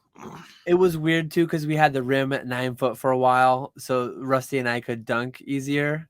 It's weird shooting on a rim, and I hadn't shot a basketball since COVID. I don't think it had been a couple years. I periodically would play. Like I know Jake has a semi-regular pickup league that he's in weekly, but I don't know how often it is, but I had not shot a basketball in over 2 years from the time that when we got there. So like my first couple were air balls, I think too. Oh, here come the excuses. I knew it was a 9 foot rim. I wasn't able to stretch.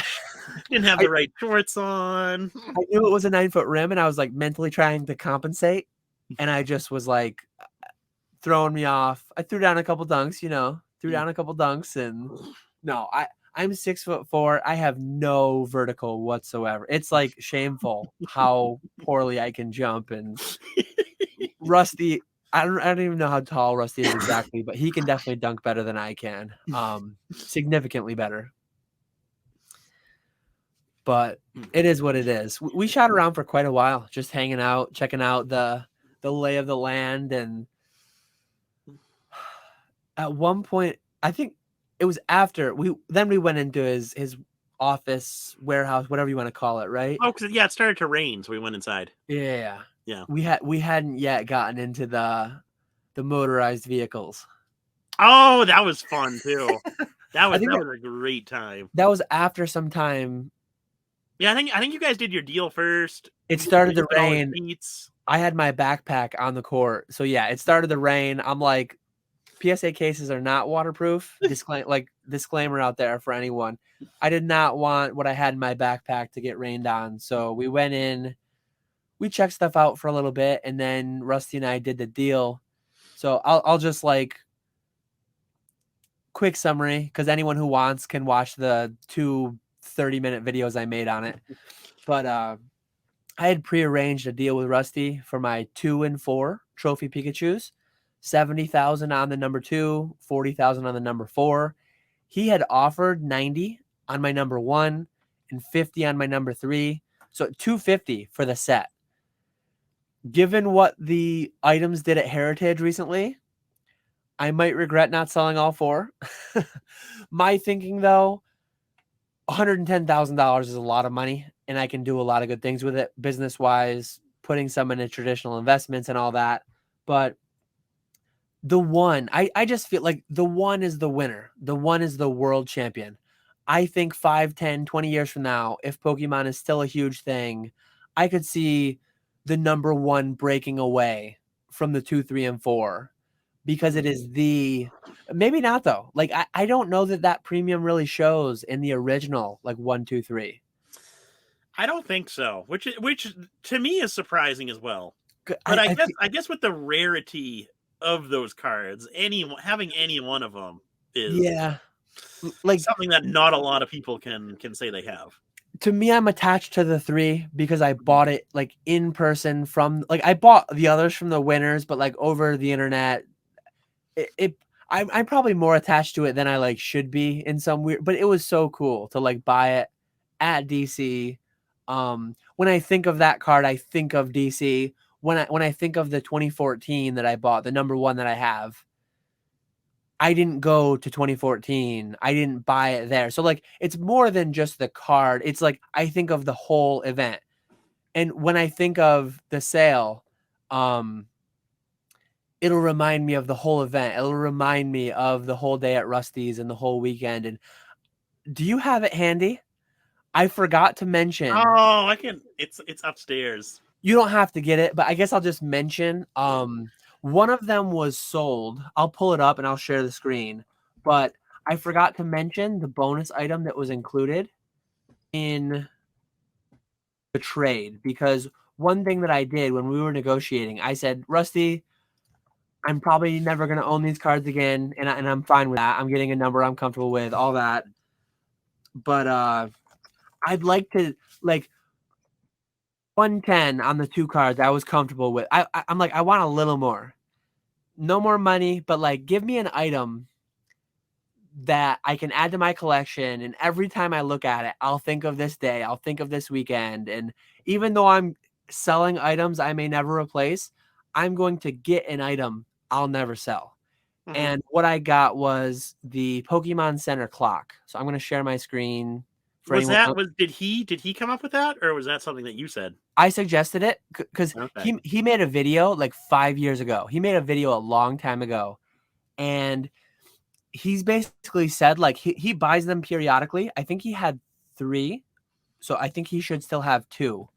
But I said, what are those Pokemon Center clocks that you made a video about like 5 years ago? Because I've been aware of them. I've thought they were cool, but like they're a little bit more than I just pay. Like I wouldn't spend this amount of money, 3,000, 4,000. Here we see that one just sold over the weekend for 6,000. So I'm like, what are those worth to you? He said, well, he had significantly less than they sell for into them. I think he had sub 1,000 into them, but he said they're probably roughly 3 to 4. And he gave me one, like he has one that's in the box. He didn't give me that one because I said I'll probably put it on the wall behind me. I'll periodically put it in for like the background of videos, background of the podcast. It'll be just a cool item. For anyone who's never seen it, go check out Rusty's video on it. It opens up, it spins, it plays like 5 different songs. We were playing it while we were there, checking it out. It's just a really cool piece that, like I said, I mean, I did kind of benefit too because like Rusty kind of pegged the value at 3 to 4. When you're doing $110,000 deal, it's like a rounding error. It's like a few percent. He's like, okay, I can throw that in because I have little into it. I know that you really want it. We're both getting like good things out of it that we're gonna probably keep forever for a long time, whatever. And so yeah, I'm really excited. Nick has it though. Rusty was a little worried about shipping it, so I'm like, Nick's driving. We'll just send it back with him, and I'll come get it. I'll come visit at some point over the summer. So hopefully, either Nick will come visit me and deliver it, or I'll go pick it up. We'll see. I haven't even opened that box. I got to. I should play around with it. Try and break it or something. Leave it sealed. Don't break it. I will be a little scared though. Like even 3,000 is like hanging it on the wall. If that thing ever somehow falls, oh my, it's scary enough. Now there's one sold for 6, so it's like, man, it'll be a little scary, but I'm excited to have it, and it's really cool. So yeah, that was thrown into the deal. He was at 90 on my number 1, and I contemplate it would have been 200 plus the clock. Whew. In hindsight, with what Heritage did this weekend, TMB sold for 50. Pika Ring and Mew Orb continued down. Trophies, even the base first box, little under 200,000. Base first box went really low. Little under 2, I think, right?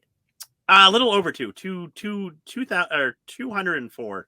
Oh, okay, with the buyer's premium. So yeah, like in hindsight, given what they've done, I might kick myself more so than anything over not selling the number 1. But either way, like I got more out of the 2 that I sold than I had into all of them together by far. So like the number 1 doesn't owe me anything. And I still do have that thing in my mind. Like long term, I could see ones really breaking away from the pack. And I do love the card. I love the art. We'll see. We'll see what happens though. Maybe someday I'll pick up another 2 if they trend down. The day that this goes live, the night that this goes live, there's a PWCC premiere auction for a number 3 full art. It'll be interesting to see where that ends up.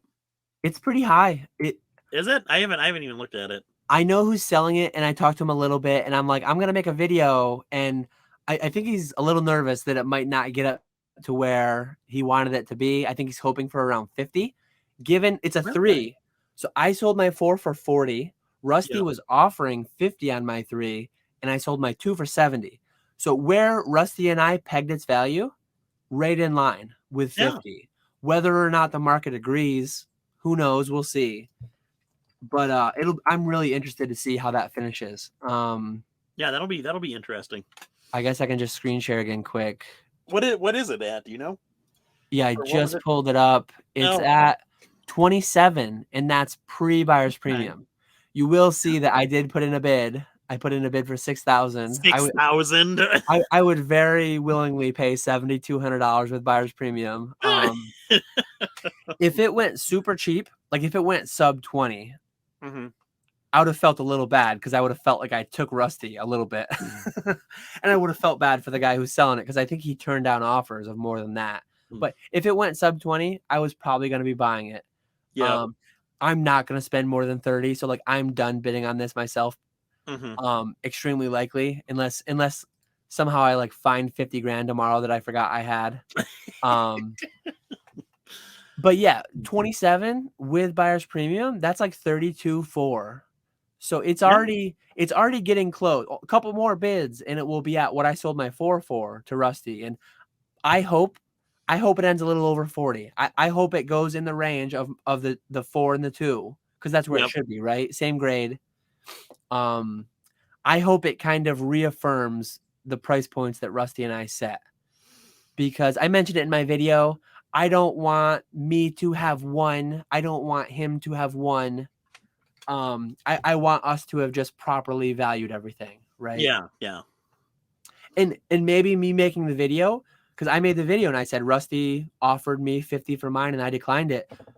Maybe that has some effect on it, making a initially private deal kind of public. And we didn't do that out of price manipulation. I didn't do that to pump the market. Not transparency. My channel, I always try to be as transparent as possible. I know that when I was buying these cards a year or two ago, 2 or 3 years ago, I wished there were more public sales of it because I was like going in blind. That question of how do you know what to pay for an item? Whatever you're willing to pay. People hate the answer, but that's the right answer. Yep. And we threw a data point out there. Rusty was willing to share. I was willing to share, so we threw it out there. Usually high-end deals like that happen off platform, usually you don't get to hear them. So I thought it was cool to be able to share that. Yeah, definitely. So yeah, back to, I mean, that happened. That was all encapsulated in Friday. That deal happened. The exchange happened Friday with everybody there. Zach and Ando took a few pictures. I'm interested to see if Ando ever talks about it or posts anything about it. Yeah, I wonder if he will do a Collecticon recap video and it'll be in there somewhere. I think he shot a quick video with him because I brought all 4. I know he shot a couple of videos there of him like opening the packs and the trophies and us opening the theme deck case. I was trying to get Rusty to come up, but he was pretty, like, when Rusty makes an offer, I think it's pretty firm. He threw out the first number at 40 and 70 on the 2 and the 4, and then I got him to come up through the clock. Yep. But if I tried getting 5 or 10 more grand out of him, I don't think it would have happened, because when he makes an offer, it's just like a firm offer. I just got the clock to throw in. Yep. I brought the one down with me thinking that like maybe when he saw it, because he already owned a 3, I was thinking maybe I'd get him to do 90 plus I'd grab a couple of boxes from him, or he seemed pretty firm there. He didn't seem like he wanted to add more, so I didn't really push it. And so he wanted to do 90 on it, didn't he? 90 is where he was. I was at 115 though. Yeah. If I could have gotten him to do like 90 and then like a jungle and a fossil box, which would like 10 grand each, but he didn't want to go. Like I felt it out a little bit when we were there, and yeah, 110 was a lot to spend all at once, and especially in the context of like knowing what was coming up the following weekend at Heritage. He wanted to have some money to go shopping then too. So yeah, exactly. But yeah, continuing from there, that got done, and then we got to see his uncut sheet collection, which was really, really cool. Seeing all those in person, the two first base sheets that he has, and just all of the other ones. A lot of sheets that I had vaguely remembered from his past YouTube videos, but had kind of forgotten about it since it's been a long time since he's shown any of those on YouTube. But he's got an incredible uncut sheet collection, which was really, really cool to see. And I almost completely forgot, but I'm gonna pull up right now. I'm bad at taking pictures and doing videos and like content and all that. Zach shared with me a whole album. Oh, cool! So I can actually Zach's actually good at taking pictures. Let me just make sure. He told me everything he shared in this folder was shareable. Let me do a quick a quick scan just so we don't have any editing needed. I think we're good to go. Let me see. And shout out while I'm perusing this quickly. PokeBay, PokieBay. I believe it is on YouTube. It's Rusty's nephew. Yep. He did a live video before where these are all fine. He did a live video before with Rusty where he went through Rusty's like storage room, his vault, whatever you want to call it, and they showed a ton of stuff. So like a lot of these pictures, and it's all stuff Rusty's shown at various times in his videos. And let me share. Yeah, the sound, they did 2 videos together, PokeBay and Rusty. The first video for like the first half, which is unfortunate, the sound quality is awful. Oh yeah. But it's still definitely worth the watch just to see everything. And then the second video they did, the sound quality is a lot better. But they're both definitely worth a watch. Just seeing everything that he has is absolutely incredible. You can see now, right? Yeah.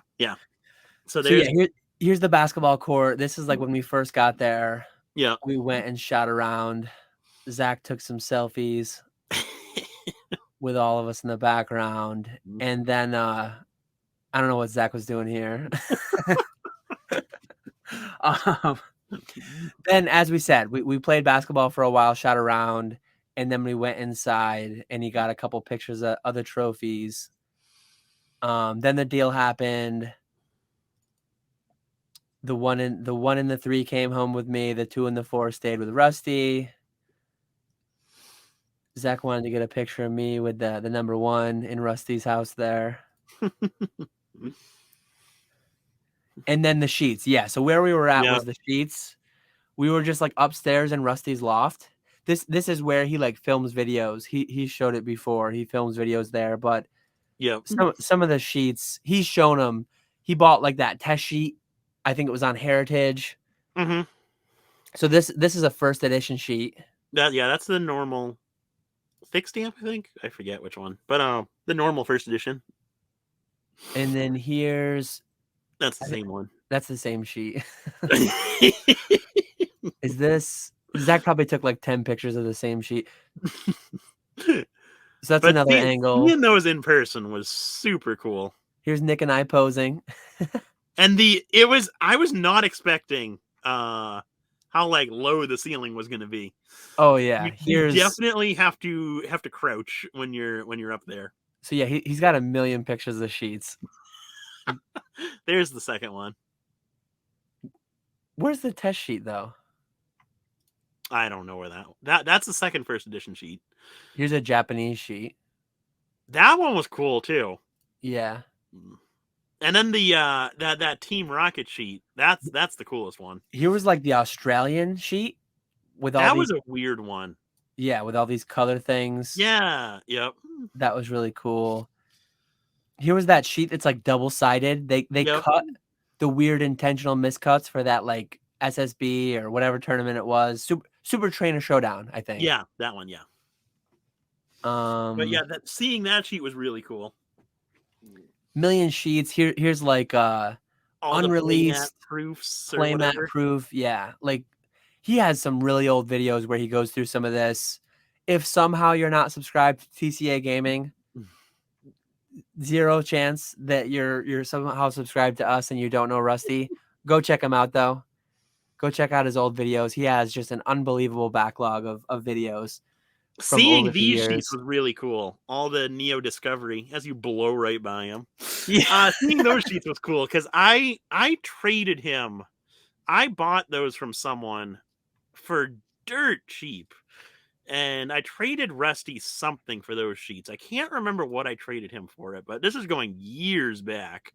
So it was cool to see those again. Here's the WB. Yep. Incredible sheet collection. Here's like a no yellow border sheet. Mm-hmm. Jungle, off color things, just so many different sheets. We spent a long time going through sheets. Here's where he records. So anyone who watches his channel, this is like his setup. And anyone who watched, he posted a video that we recorded of you chasing you opened your theme deck case that you traded to him. Yes, yeah, yep. So a lot of people think that Rusty won that side of the trade. Nick devalued. Now I won it. Yeah, now Nick won because he devalued. This is I think this is a bunch of Rusty's UPCs. The UPCs are off to the right. Those are all ETBs. Oh, that's right. Celebrations ETBs. And then booster packs.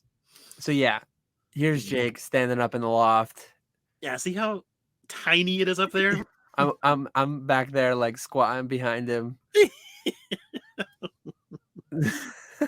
There's Rusty coming up into the loft through the ladder. Yeah. Yeah, here's you holding the box. Gold strip theme deck case. Yeah, I got to open that, which was really, really exciting. Here's Nick costing Rusty thousands of dollars, failing to get a Ghost Stamp Pikachu. Hey, I could have made him thousands of dollars if we pulled a Ghost Stamp Pikachu. And then after that, that's when we went back outside. Yeah. Oh, this was. Oh no, that's not it. So we went back outside and we were riding ATVs and the go-kart there.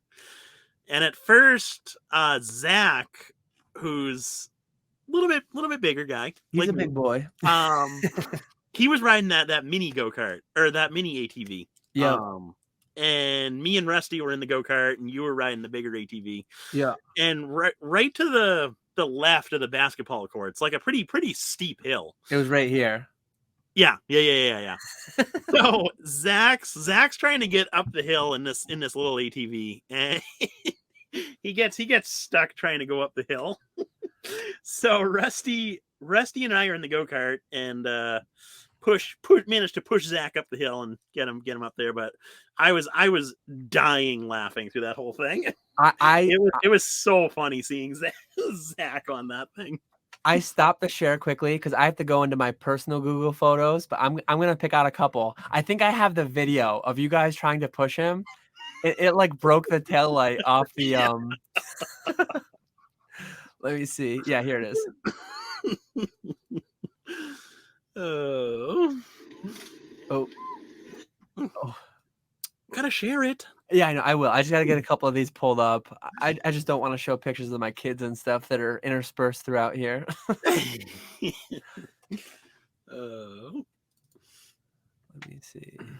But yeah, me and Rusty were in the go-kart. His daughter was steering actually, and she's a pretty good driver. Got to hand it to her there.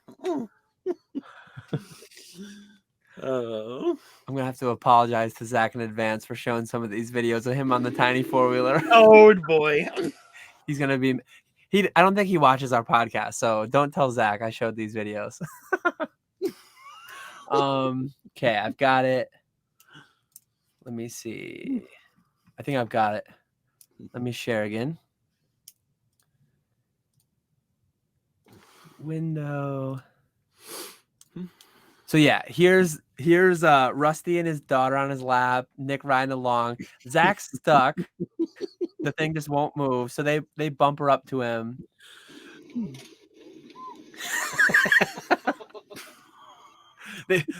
As they like separated from him, they broke part of the taillight off. I don't know if you can see it right there, just falling to the ground. You can see Zach's reaction. Oh, that was hilarious. Oh, that was so funny. And then at one point, I'm riding the bigger four-wheeler, and like Rusty's like, "Hey, follow me." We drive down his road. We drive down like his long driveway. We go through these back trails. I'm like, "Is this like state lands? Is this one of your neighbors?" He's like, "I don't know whose it is, but I ride on it." One of the neighbors, like around me, when I was growing up, we only had 1.5 acres, I think it was. But my dad knew all the farmers around us, so I had access to like thousands of acres of farmland that I just ride four-wheelers and dirt bikes and go-karts. But yeah, we went down these just crazy trails. I didn't get a video of it, but at one point there was a tree completely fallen across the path. So Rusty had his kids get out of the go-kart. The four-wheeler was small enough that I could ride up and around. But the go-kart was too wide to get in between the trees. So we just like lifted the front of the go-kart up over, threw it over, and then we lifted up the back. We threw the whole go-kart over a down tree that was like 3 feet tall.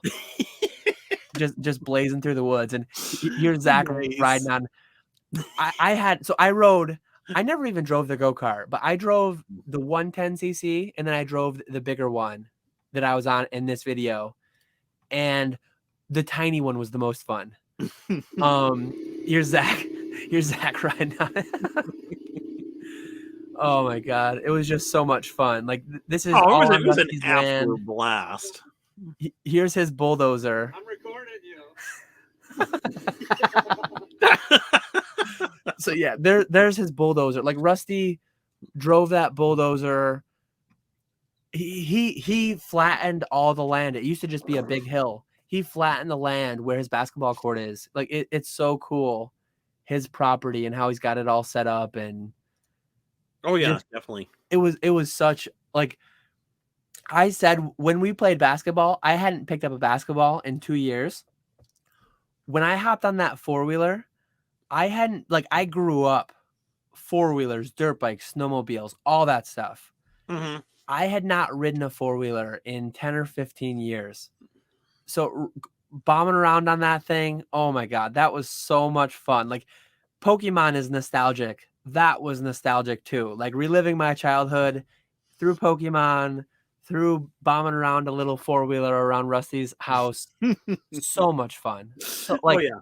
there was a video, I don't have it here, but there was a little video of a couple of us zooming around, and then at the very end, the last few seconds was like me on that tiny one. 6'4", 250 pounds on a four-wheeler that weighs like 90 pounds. Wicked fun. Let me get back to Yeah, that was such a fun time. Thoroughly enjoyed that. ridiculous amount of fun. I'll actually show on Amazon. Like you can literally buy those four-wheelers on Amazon. They're like $800. They're like, would you rather have a PSA 10 WotC Hollow, or would you rather have a four-wheeler that you can just have hours Endless of fun amounts of on? fun. I mean, look at this.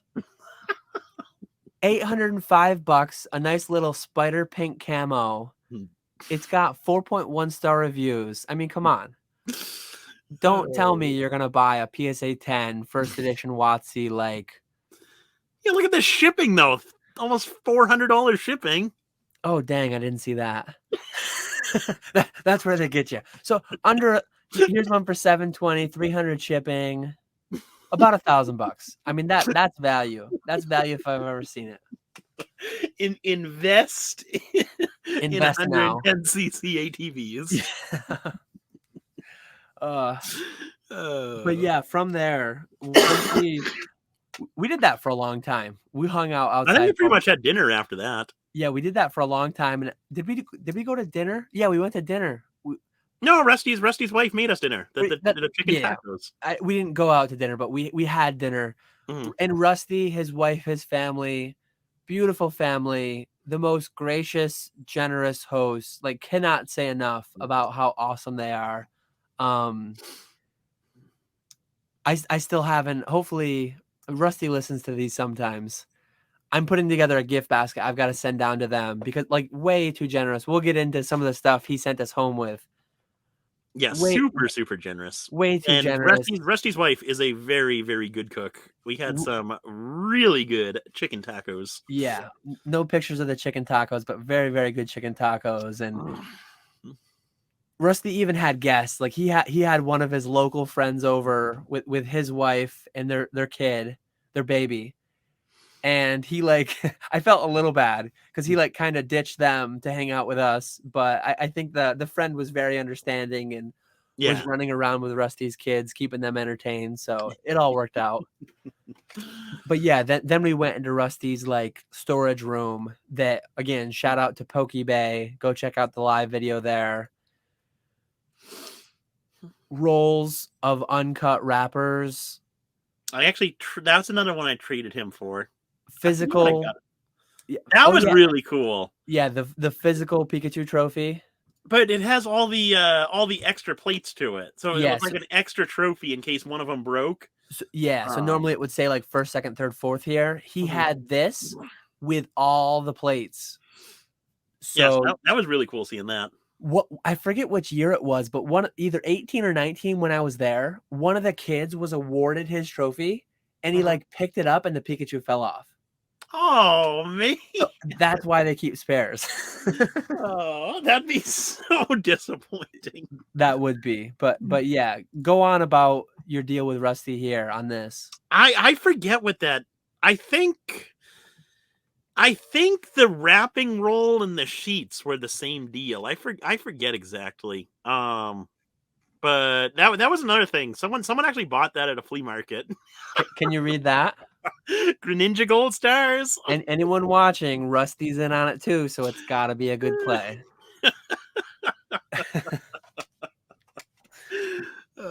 But yeah, no, someone picked that up at a flea market for like $10, and I forget. I think it was listed on eBay. Where I forget how I found it, but I ended up buying it from the guy for a couple hundred, and I think that and the sheets I traded to Rusty for a base unlimited box and a few Shadowless Nines for my collection. But yeah, so it was cool seeing that again. And then he did show us the base the base unlimited wrapper roll that he got off of Rock Carolina back in the day, and that one's really cool because of how much is left of it. The fossil roll, it's only like a half an inch of the actual roll, but the base unlimited, there's a good amount left of that one, and that one's really cool seeing. I don't know if we have a picture of that, but Charlie. Oh yeah, Charlie showed up later that night. Yeah, at some point, we were in here for a little while, and then Charlie showed up, and he brought some goodies with him. Yeah, he brought a lot of goodies down with him, and it was cool. It was cool to see him again. I hadn't seen him since 2019 Worlds. Yeah, same. Yeah, I saw him at 18 and 19. I met him originally at 18 Worlds, I think, and then saw him at Hartford. And this is actually, Rusty had a banner. This is the banner from the Hartford Regional where I met Rusty. Like the Hartford Regional was the main event, and then they had like Charlie set up this collector's event on the side with like a little museum. Mm-hmm. Base first box, PSA 10 base first Charizard, all that. Should you say fake first base box now? Yeah, he told us that. That was the box that he ultimately ended up opening up. And yeah, that was the one. I forget the exact story behind that, how long he had it and whatever. But he was talking about it while we were there. I forget too. But it was Rusty's box, and he brought it to Hartford to put on display. And then recently, within the past year or two, he actually opened it up, and it turned out to be a fake box with was like Spanish base cards in it or something. Yep. So that was unfortunate right there. Yeah. It displayed nice at the event, though. It looked like a real base first box. You couldn't even tell. So that was all the pictures we had for the rest of the night, but we hung out for like a long time, just chatting with Charlie. It was me, you, Jake, Zach, Rusty, Ando, and then Charlie. Mm-hmm. And I felt like multiple times that night, I felt like we were going to be wrapping up and heading out but we stayed through dinner, and then his guests left, and then his kids came in, and it was bedtime, and he said goodnight to them. And then we like continued hanging out, and I was loving it, having a great time. Like I didn't want to go, but I felt like we were like overstaying and posing. And I don't remember what time it ended up being when we left. I think we were there till like, I want to say it was like 10. Yeah, I don't think we got back until like 11 or 12. Yeah, because we had over an hour drive back. Yeah. Just chatting with everybody, continuing to go through Rusty's totes. Really, really great time. Crazy. Yeah, it was a lot of fun, and really, really cool to see his setup. Gave me some ideas when I have some more space of stuff I would like to do. Just cool. Seeing how organized he is impressive. I thought I was fairly organized, but he is on a whole other level. Yeah. Cool to see how he just how he sets everything up. And we got to see his whole layout where he does all the packing and shipping, and it was a lot of fun. Yeah, that was definitely a good time. And really no pictures or videos in here, but he did let us open a bunch of packs.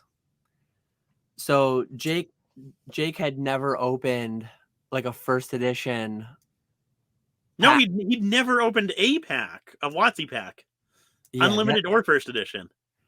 In his childhood, Well, right? when he was a kid, he did. But he said since he's gotten back in, he's never opened a WotC pack. Which is crazy. I get it. It's a gamble. It's bad EV. But like, come on, Jake, live a little. Anyways, he at the expense of Rusty, he got to live a little and he got to open some packs. And he hit a Charizard, Dark Charizard. First edition too. First edition holo. Which was huge. That was awesome. Ando was striking out with his packs. Oh man. He opened, I want to say he opened 4 or 5. It was his 5th or 6th that was a holo, I think. Yeah, it took him like 5 or 6 to open a holo. I went 2 for 2 with holos. These are unweighed packs. So some had rares, some had holos. I'm just so good with my hands being able to tell which are heavier. So I went 2 for 2 with unlimited Team Rocket. I pulled it was a Here Comes Team Rocket out of the first pack, and then the second pack was a Dark Dragonite. So I was super excited about that. What'd you end up getting? Because you opened a pack, didn't you? He was trying to make us all open packs till they were unweighed packs. If they were heavy packs, it would be like, okay, I'll open one. But he was trying to make us open unweighed packs until we hit a holo. And I'm just like, oh my God, we are destroying so much money. I opened 2, didn't hit a holo, and I just didn't talk about it. Because multiple times he's like, okay, you hit a holo. Like, let's get. I just didn't say anything because I didn't want to keep ripping packs. Because I've opened a lot of boxes, I've opened a lot of product, and I didn't need to open one of his. I felt kind of bad, so I stopped at 2. I opened a couple gym heroes and didn't hit a holo. But yeah, it was again so generous to just. He gave us sheets too. We did a pack battle. That was fun. We did a Celebrations pack battle. Ando won, right? Yeah, Ando. I forgot what he got. He got Birthday Pikachu. Yeah, he got Birthday Pikachu. I got the Flying Pikachu VMAX was second place. So yeah, my pack was absolute garbage. So we each got to pick a sheet. We didn't get to pick from all of them. Otherwise, we naturally would have picked the base first sheet. But he had some good sheet. Regular tops sheets. Yep. The Neo Genesis Common. I forget the name of the one that I got. It's like the Art Box. Art Box. That's it. Yeah. Yep. And so he did. Whoever won that pack battle got to pick their sheet first. So he took 4 sheets, and Ando got to pick his first, and then I think you were second. Dan or Zach was third, and then Jake, and then me. Yeah. Yeah, you got stuck with the last one, but it was a decent one. It worked out well though, because it was down to Neo Genesis, which I already have that one. And then the Art Box one, which I don't have that, so it worked out well. I'm glad Jake chose the Neo Genesis. I have both of those, so I'm glad I didn't get last.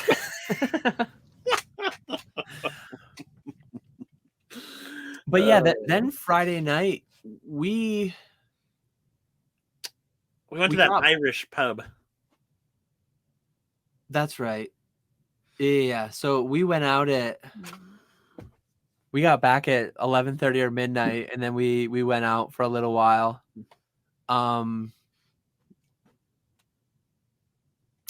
That one didn't really stand out. That Irish, I don't know. Well, no, because we were the only ones in there, and they closed. Yeah, it was shortly weird. After we got there. It was good though. We hung out there for a while, and then we came back and we hung out. We hung out further because we had some beers that you guys had bought. We had some beverages. Got to open some. Me and Ray opened the Shining Legends, and then what Ray let us open? I actually have it with me. I'm terrible with Japanese. Remix bout, right? Remix bout. Yes, that was Yeah. it. That was it. Yeah. We did like a pack battle with Remix bout, and I forgot to mention, like we roomed, we had an Airbnb, me, you, Jake, Ray from if you've been around live streams, you've probably seen Ray pop in from time to time. If I see him and I'm in the live stream too, I always ask who let him in. He used to be common around James's content when he made it. He's in the Pokenomics Patreon, so if you're in Discord, you know who Ray is. Awesome guy, a lot of fun to hang out with. He like kind of hung out. He had to miss out on the Rusty trip because we left before he arrived on his flight, and there was just no room in the car. So I think he like slept most of the day, hung out, just like relaxed, while we on like very little sleep to begin with. Then we went into, when did we stay up till 5? We stayed up till like 5. It was like 4 or 5. We did not get much sleep. Because Thursday night going into my flight, it was like 2 hours. I think Friday night was the most I slept, and that was like 3 hours. So maybe we went to bed at 4 or 4:30. Crazy. And then we have to be back up at try and be at the convention center at 8 for Saturday to set up for the show. So did not get much sleep Friday night. Friday night. And I did like a post Collecticon video, so I showed like what my setup looked like. I guess I can just pull up my Instagram and show it again.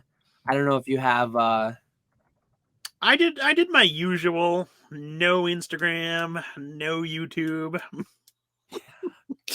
If you guys didn't believe my word, you probably wouldn't know that I was even there. Yeah, Nick's I was tagged in a bunch of pictures, so I do have proof that I was there. Nick's worse than me with the whole content thing. But I took a picture of my booth. Let me share again. Saturday was nice. Saturday at the convention. Sales were strong. It was surprisingly good. Saturday was a really good day. How do you zoom in? I don't like Instagram. I can't even zoom in. I know what you want to zoom in on. This is actually Sunday because it has. Yeah. I had the full art Pikachu with me, the trainer number 1 and the 3. I didn't want to put him out Saturday because then people would be like, okay, this guy's got this. Let's find out where he sleeps and rob him. Yeah, exactly. I put it out Sunday when I was leaving from there, and I had no concern that people were going to like steal it from me. It was funny though, the number of people who didn't even say anything or notice it. Very funny. A lot of people just don't know what it is altogether. It's not a set card. They can't pull it from a pack. No one's showing it on YouTube really. So, but going back to Saturday, and I mentioned it in my like recap video, the Scream promos were like the standout from everything I brought. There were so many people who saw them, who knew what they were, and they were like, "Oh, the Scream promos, those are cool." But so many people who never seen them before, "Oh, those are neat. What are those?" And I told them how they were like the Edward Munch museum they had in Japan, and the whole tie into that. And so many people were like fascinated. Every Scream promo except the expensive ones I brought some of the Pikachus and Mimikyus that were pretty. They didn't sell. A CGC 8.5 did, but all the PSA and CGC 9 ones I brought all sold. I'm gonna bring Scream promos to like every con forever. Oh yeah, definitely. Those did really well for you. I have a lot of them and they do well. Sales though, I mentioned in my video what the exact number was. I did like $8,000, I think, Saturday. Sweet. Mostly cash, 8,600, I think it was. Mostly cash, little bit of PayPal, and no like crypto or anything this time. Probably because crypto's so low. But yeah, how'd your like? I only had half of a thing I was sharing with Ray and Jake, and I have a video talking about mine. So maybe we should throw it to you. Let you do your post Collecticon recap since you don't want to do like a standalone video. Yeah, one of these days I might do a see maybe I'll do a standalone video at some point. You'll do your Charlotte recap when you get back from Long Beach. Yeah, so I had 4 tables there. And I had a little bit of everything. I did some modern CGC cards. I had some WotC PSA. I had some raw WotC unlimited first edition hollows. I had a good bit of, not a ton, but a good bit of sealed product, Astral Radiance boxes, ETBs, Shining Legends, pin collection boxes, stuff like that. And sales were really, really good on Saturday for me. I was doing I think our table was at the perfect location because we were right at the entrance. So literally when people walked into the convention, we were the first table that they saw, which was really, really good. Or one of the first tables. We were behind Graded Guard and Heritage, but they're not really selling anything. So yeah, the Astral Radiance boxes, I was selling those for $95 a piece because I really didn't want to bring those home. I wanted to get rid of those, and those sold so quickly. You would have sold out of those at like 120 probably. Probably. But then I found out the second day, I don't think I told you this. What's his name? Oh God. Darium was there. Oh, really? And they were selling Astral Radiance at $85 a piece. Wow. They probably brought like a truckload of them. I would imagine so. Crazy. So I thought I was going to be the lowest price there, but apparently I was ripping people off at $95. Scalper. But yeah, no, those sold instantly. The ETBs sold decent. No, the Astral Radiance ETBs sold well. I had some Darkness Ablaze ETBs that really didn't sell very well. Didn't you go to 25 for day 2? Yeah, I did. And I still came home with 3. That's crazy. The other thing I was surprised about was I had a whole case of WotC hollows, just near mint condition. I thought those were going to be really popular. I sold a few of those cards, not very many. My biggest sellers were the sealed product, PSA graded cards, and then a few CGC cards. Not too many CGC cards, but all the CGC cards I had were like modern cards. And then it was funny. It was like halfway through Saturday, and I had gone outside for a second, and for whatever reason, I remembered that I had a first edition base blister just sitting in the car.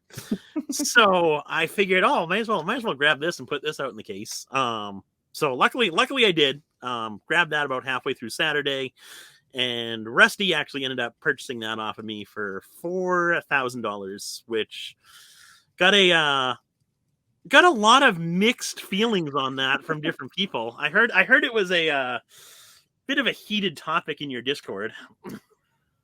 I think people didn't know the context of like how much stuff Rusty gave us when we were there. Yeah. So I'm assuming definitely some of that factored into you giving him a better deal. And I don't know what you had into it. I don't like blisters. I'm always afraid the glue's gonna come off and it's just gonna turn into a loose pack. Mm-hmm. $4,000 to me, like, doesn't feel unreasonable. I didn't think so. I thought that was a good price. I bought those years back from PokeRev. I want to say I paid $4,000 for the art set. So Blastoise, Charizard, and Venusaur. I traded the Blastoise and Venusaur to Rusty for the pin collection, and then he bought the Charizard artwork off of me on Saturday for $4,000, which I was perfectly content with. Number one, he had let us open up a lot of packs at his house.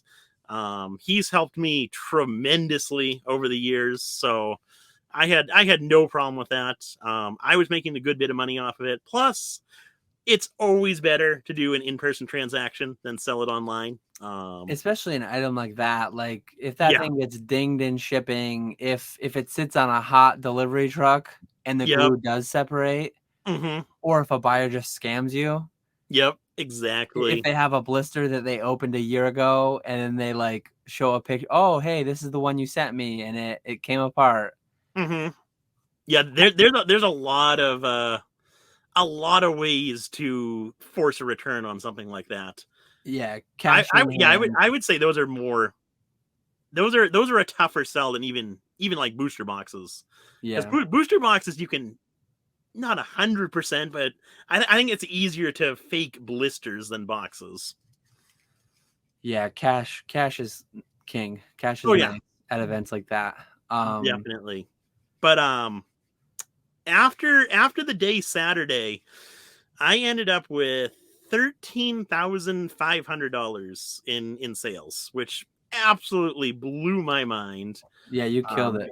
Because on the ride down with Jake, I was telling him how I really wasn't sure how this Charlotte CollectCon was going to go, because Dallas was the week prior, Miami was the week after, so people were kind of split on which of the three events they were going to be going to. So I told Jake I thought I did like 13,000 in Orlando. So I was telling Jake if I could do 8 to 10,000 over the weekend, I would be ecstatic. And I ended up doing 13.5 on Saturday, and then I ended Sunday just under 20,000 in sales, which was absolutely incredible. Super super happy about that. Yeah, that's solid. I had to leave. I flew out at like 5, so I had to leave the convention around 1 or Mm-hmm. so, and I did 0 sales Sunday, which was funny. Like I I went. My whole thing was like the deal with Rusty. I could literally have sold nothing, and I would have been okay. Yep, yep.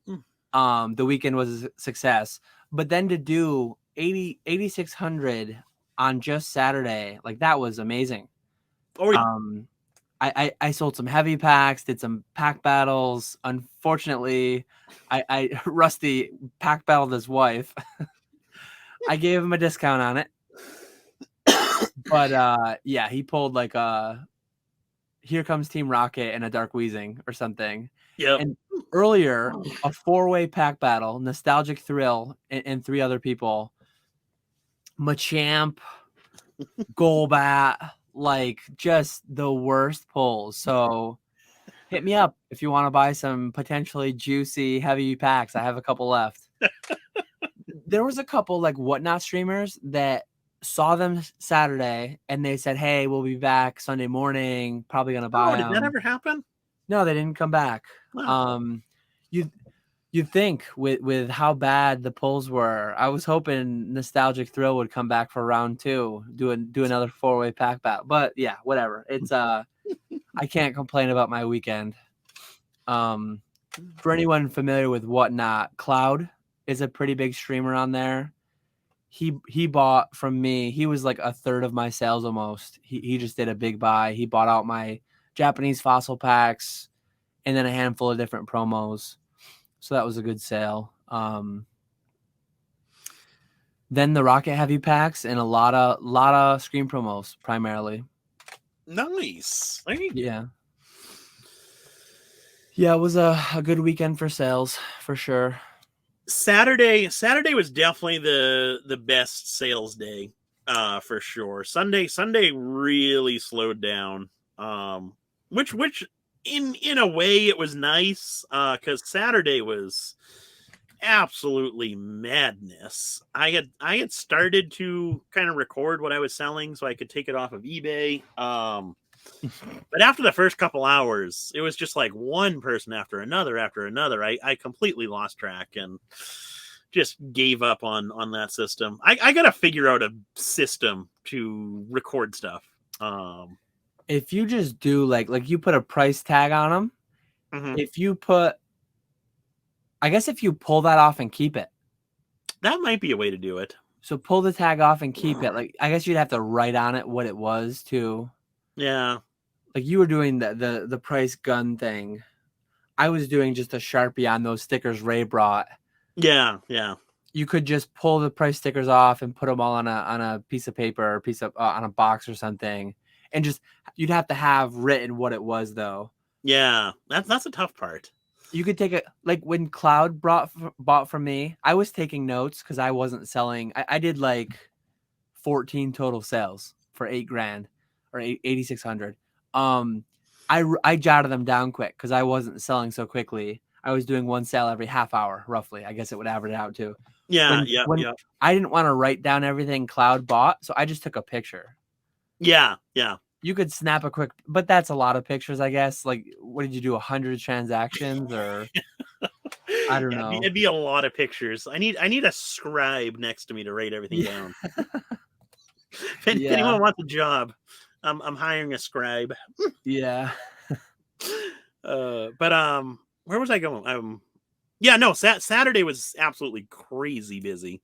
And then Sunday really slowed down, but it was a more like manageable pace where you could talk to people without feeling bad that there's someone else standing right there wanting to look at something. So it was a lot more calm and enjoyable in a way. Fewer sales, but then well, I guess we'll hold off on Sunday and do Saturday night first. Yeah. Did you do any big trades or buys either day? I did. I bought a Japanese Celebrations PSA 10 set sequential cert number for 800, which after I looked it up, I could have bought one on eBay for 750. So, but it's not sequential cert numbers. So Okay, there you go. You made out. I think I'm just gonna hold on to that one. Because I got the PSA 10 English set, so those will look cool together on display. And then I bought a few cards off of Brad, who's the Zard Hunter on YouTube. Bought a few cards off of him, which was nice. Some more eBay inventory and some graded cards that actually ended up selling at the show. It was like $500 or $600 worth of stuff. And then as far as trades, I did a few really cool trades. I had a PSA 8 Gold Star Charizard. I think I had it priced at 2,500, and I actually did a trade for a CGC 9 Gold Star Pikachu plus $500 cash. So he gave me $500 and the Pikachu. I gave him the Charizard. I ended up selling the Pikachu later that same day for 1,800. So I did pretty well on that one. Yeah. And then I had a PSA 10 Play Promo Mew that I had listed for 2,500, and I had someone offer a PSA 9 Fan Club Porygon plus, I want to say it was like 200 or 300 cash. So I did that one as well. So a few good trades, I thought. I was happy with those. And then little kids, I lost my shirt with trades with them. Didn't a play? What did you get out of your play, Mew? Because one just sold. Yeah, for like 1,600 or 1,700. 1,740. What did you say you got for yours?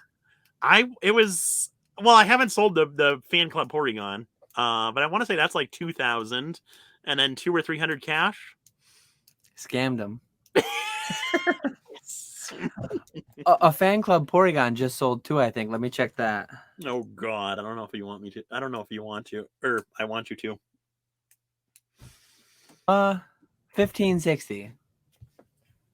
So around the same price. Yeah, I thought it was higher, but Well, so you didn't scam them then. Rip off if that's the last sold. I think I got mine priced on eBay for 2,500. I think I might have one listed on eBay for way too high. I didn't see any. I think there was one other random seller that had it absurdly high. Maybe it was you. I think it was. I I didn't click on it, but there's one that's listed at like 4,000. Let me see. That sounds oddly specific. It didn't look like your picture though. It might not be. I must have pulled it because it was priced too high. Well, if you want another one, I'll give you a good deal. Call it 3,000. You can have it. Last sold minus 50%. Yeah. Did you do any cool trades? Also, Brad G. I forgot about this one. I had a prearranged deal with him where I sold a couple graded booster packs and tied into that. He threw in this. So it's a US mint set. You can see the 1965. Oh, okay. That's cool. Sorry, 1945. Oh, that's a good one then.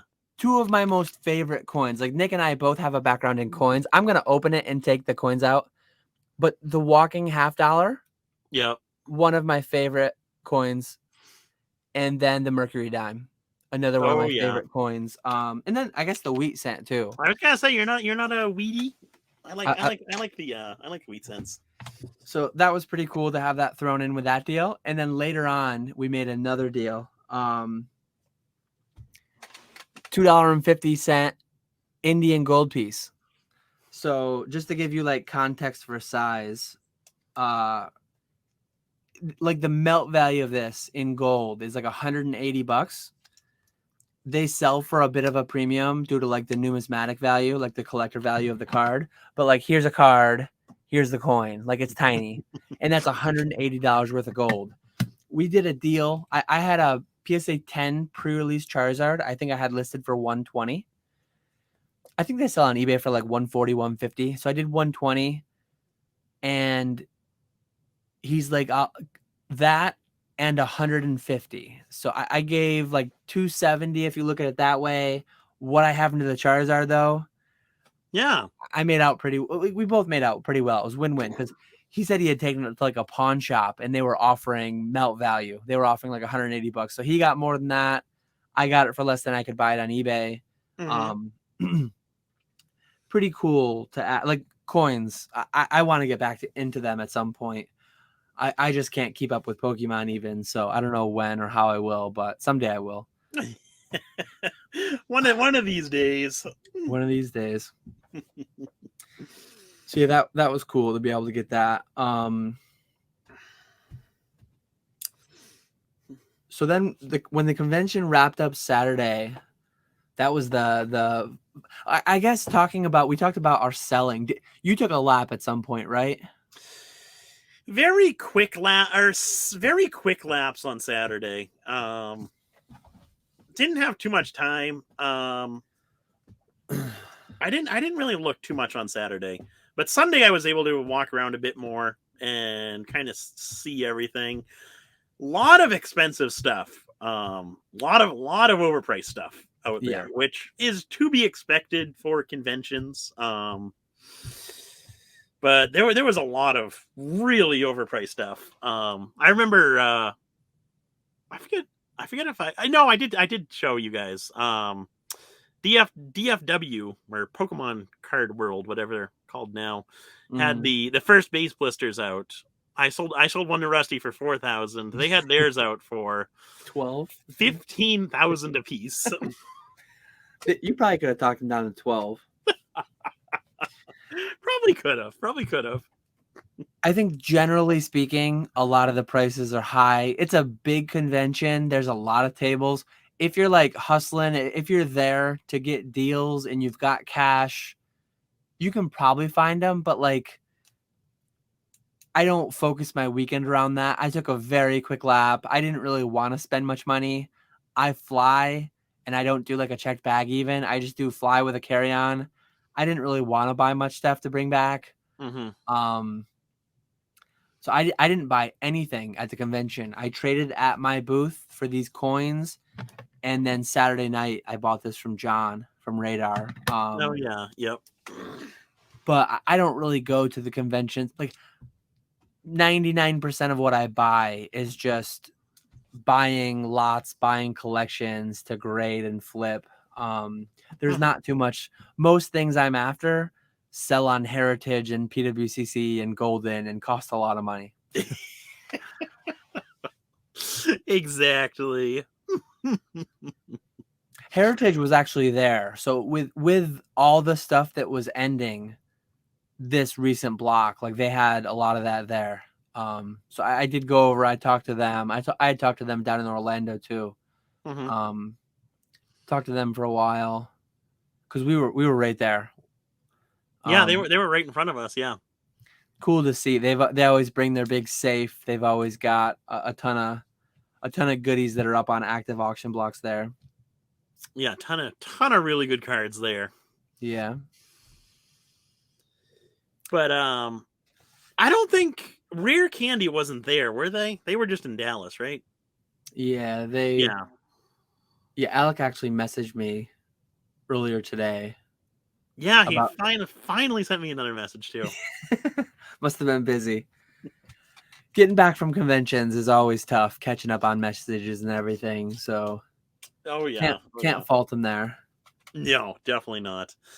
I know where he's coming from there, because it has been a rough past week and a half trying to get back to normal. Definitely. Saturday when the convention ended, we headed back to the Airbnb. I think I cracked a beverage, maybe. I forget where we went for dinner Saturday. Saturday was tacos. Oh, we went to that Mexican place with Pokemon Radar. Yep. Yeah, so we met up. Okay. Our Airbnb crew, so me, Nick, Jake, Ray, we met up with John for dinner. Nice taco place, not too far away. We got like guac, salsa, queso with chips for the table, and then I got the queso was so good. They had it was really good queso. Even down to the end when you're done with the meal and there's just like scraps of chips, taking that like hardened queso at the end, like it does in your stomach, but so delicious. The dinner was solid. I didn't eat breakfast. We stayed up so late. We drank so late. I'm never really hungry the next morning, but John was clutch. He went out with Jake for Chinese, and he brought like the first thing I ate was at like 2 p.m. Saturday. He brought back like General Tso's chicken. So shout out to John. He was clutch there. Otherwise, I hadn't eaten anything. Tacos were solid though. And then from there we went back. We did the hotel. There was supposed to be a big trade night, but didn't we hit up? We went somewhere else first. We hit up a couple bars first. I think we might have gone right there. I'm thinking Friday. I'm mixing up the nights. So yeah, Saturday night, we went to the Omni, the bar. No one was there, so we posted a couple stories. Zach posted a story. I posted in Discord. We just kind of like set up shop. I think there was a couple people there at the bar. Yeah, there were a few people there. We started the party though. I think what was happening, no one was there. So people would like people knew there was supposed to be a thing. They would go in, no one's there, so they'd leave. So then we went there, we set up shop, we like created the event. So then when the next people came in, oh hey, there's people, let's go hang out. So yeah, we brought the party. Let me share a couple pictures. Did you save my fantastic Instagram post? Oh, I let me find that. I do have that somewhere too. That was so funny. When did we like set up shop there? When did we because this was the trade event. This was me and Jake, yeah, Nick, Ray, Brad G, Bonnie, Mm-hmm. Um, Shiv's there in the background. oh yeah, and Nostalgic Thrill came in at one point, and he just dumped. He dumped a box. I gotta unshare screen quick. He dumped a box of like random stuff, and I got like a massive hit, Vanilla Ice. I'm gonna bring this to Denver and get him to sign it probably. Oh, there we go. And I hit. Imagine the chase of the set, The chase of the set. the power foil subset, Red Ranger. I mean, come on, what kind of the Red Ranger? Jason the Red Ranger goes into action to defend himself and the people of the Earth from Rita's destructive monsters. Have you seen a bigger chase card? Have you seen a bigger pull? Got it card savored because that bad boy's going to PSA. Oh god, it's gonna be another Bob Saget Yeah, PSA 10 where you sell it for $1 million. it was like Power Rangers packs. It was like Music from the 90s or music whatever. from the 80s and 90s. Like I pulled a Leonard Skinner Legends insert Leonard Skinner. I can't believe you actually kept those. I absolutely kept these. These are mementos from my weekend. Oh man, it was just hilarious seeing people open these packs. They did have like Astral Radiance. Yeah. Yep. So there was some Pokemon too, but it was so much fun cracking into just the random packs, and the beverages were flowing. Let me find this Instagram story I saved. I don't even know my password for the Instagram on the computer here. I can show it on my phone. Probably won't look as good. But yeah, no, that was a good time. It started out with just me, you, Jake, Ray, and John, and then there was a pretty good, decent bit of people there. I found it later on, so that was a good time. So yeah, this was late in the night. I think this was after the bar. I have a full beer in front of me, so maybe it was like the last one. I think they stopped serving at midnight, so this had to be right around midnight. Yeah. If it's the picture I'm thinking of. But we hung out there. Yes, I love it. We hung out there quite a bit later. But yeah, Jake, John, and I were talking about like Roth IRAs. You were literally talking about Roth IRAs, 401ks, and Nick's over there across the table. He doesn't do any of that traditional investing garbage. He just invests in Pokemon only. So yeah, he tagged the three of us. I'm like, oh my god! As long as it wasn't a video, like please don't post a video of me talking about some like CPA loophole strategy. Like we don't need video. All legit, all signed off by CPA. But like, talk to your accountant. Rich people pay accountants to find ways of optimizing their tax situations. And that is how Dan can afford his top hat and monocle. Yeah, I mean, look at this. We got full investor Dan here. Nick's calling my Roth IRA 401k bags, and he's saying invest in Modern Sealed. I'm saying invest in Power Ranger Sealed. This is vintage product. How many could be left? There we go. I do have to give photo credit to Ray. He's the one who took that picture. There was one vendor at the convention with so much dead CCG, dead card game products. I do remember seeing them. I'm assuming that's where Thrill got all that stuff.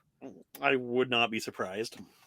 But yeah, that was just a super fun hangout. Cracking packs, having some beverages, great time in the hotel lobby there, the little meetup. Yeah, that was a lot of fun.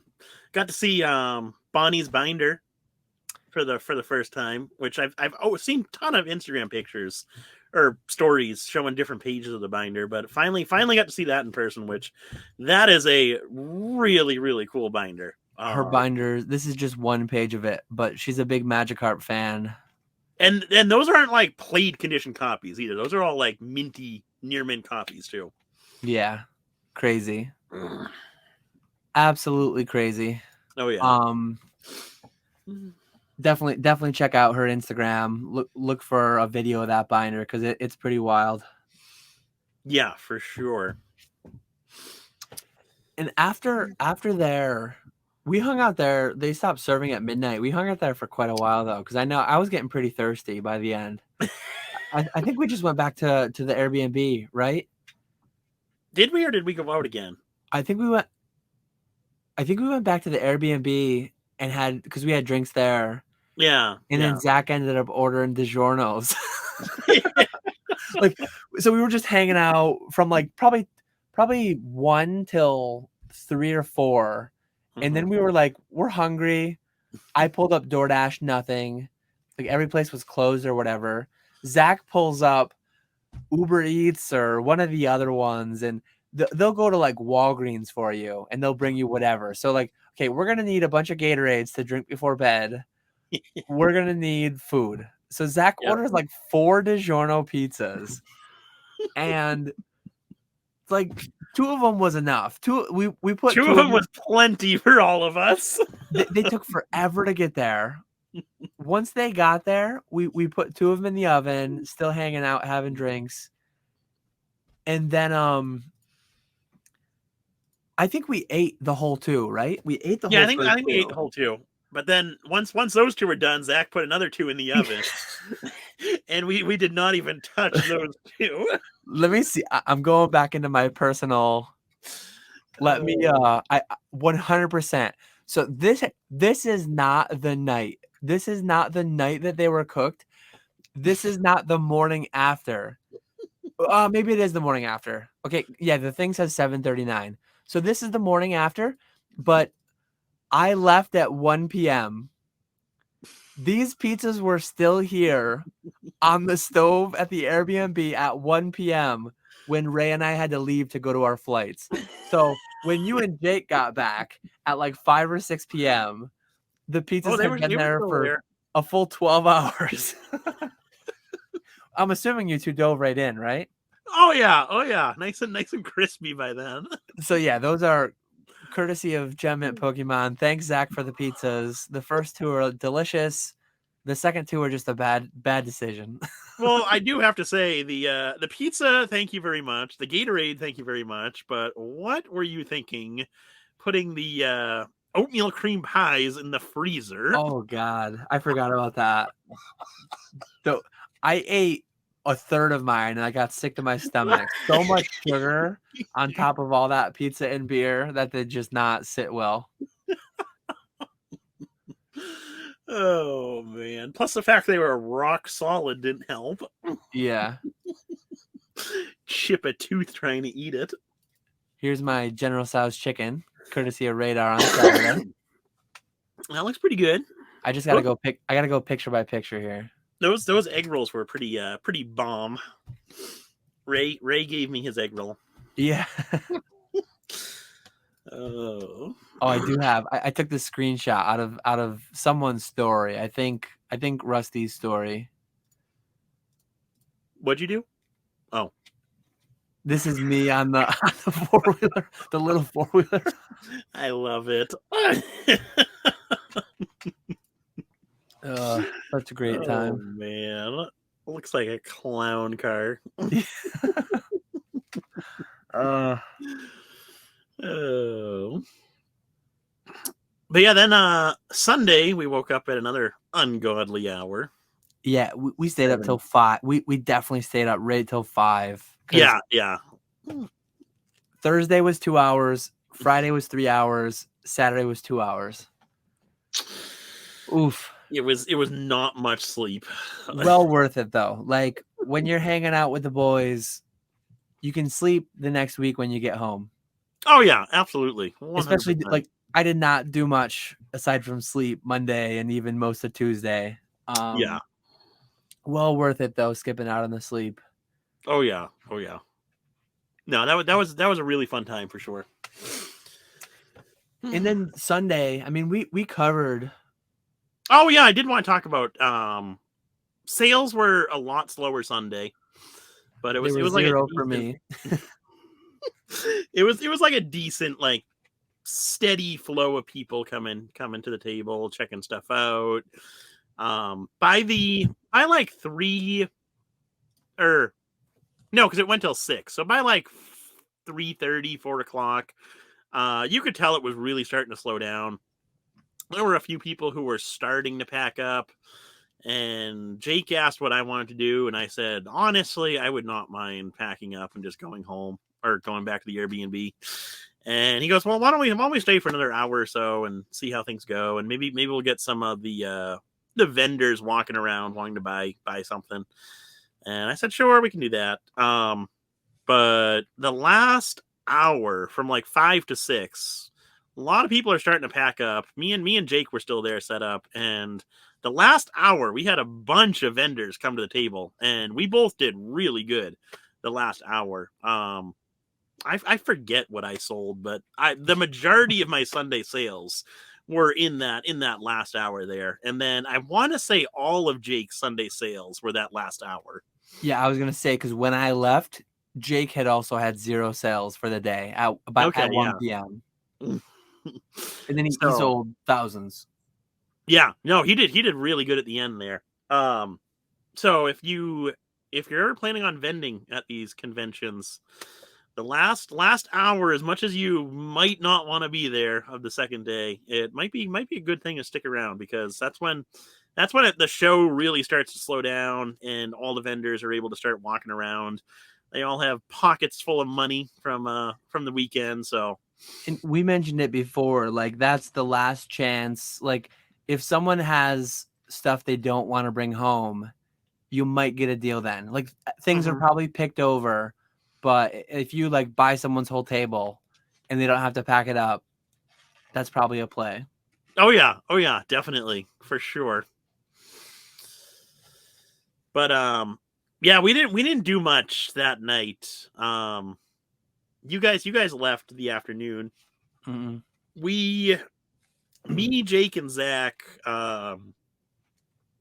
we went out for dinner to some really good barbecue place, actually. Had some good dinner there, and then Zach had to fly back home, so he left for the airport after we got back from dinner. I had told Jake I wanted to go to bed early, but we ended up staying up till like 2, going through. Jake actually sold me a whole bunch of stuff, a whole bunch of like e-reader hollows, EX cards. I thought you were gonna whatnot those. What was that? I thought you were gonna whatnot those. I think I'm just gonna list them on eBay, do eBay auctions out of those. I don't know what I'm still up in the air on that. Pricing on whatnot is just so all over the place. It's all about the average. Is the average high or low? That's true. You can't get too down about like individual items if it's all like overall. You had a big kick there for a while. I'm gonna do this every Wednesday. I did good for about a month, and then that was it. What happened was this is exactly what happened. I got back into whatnot.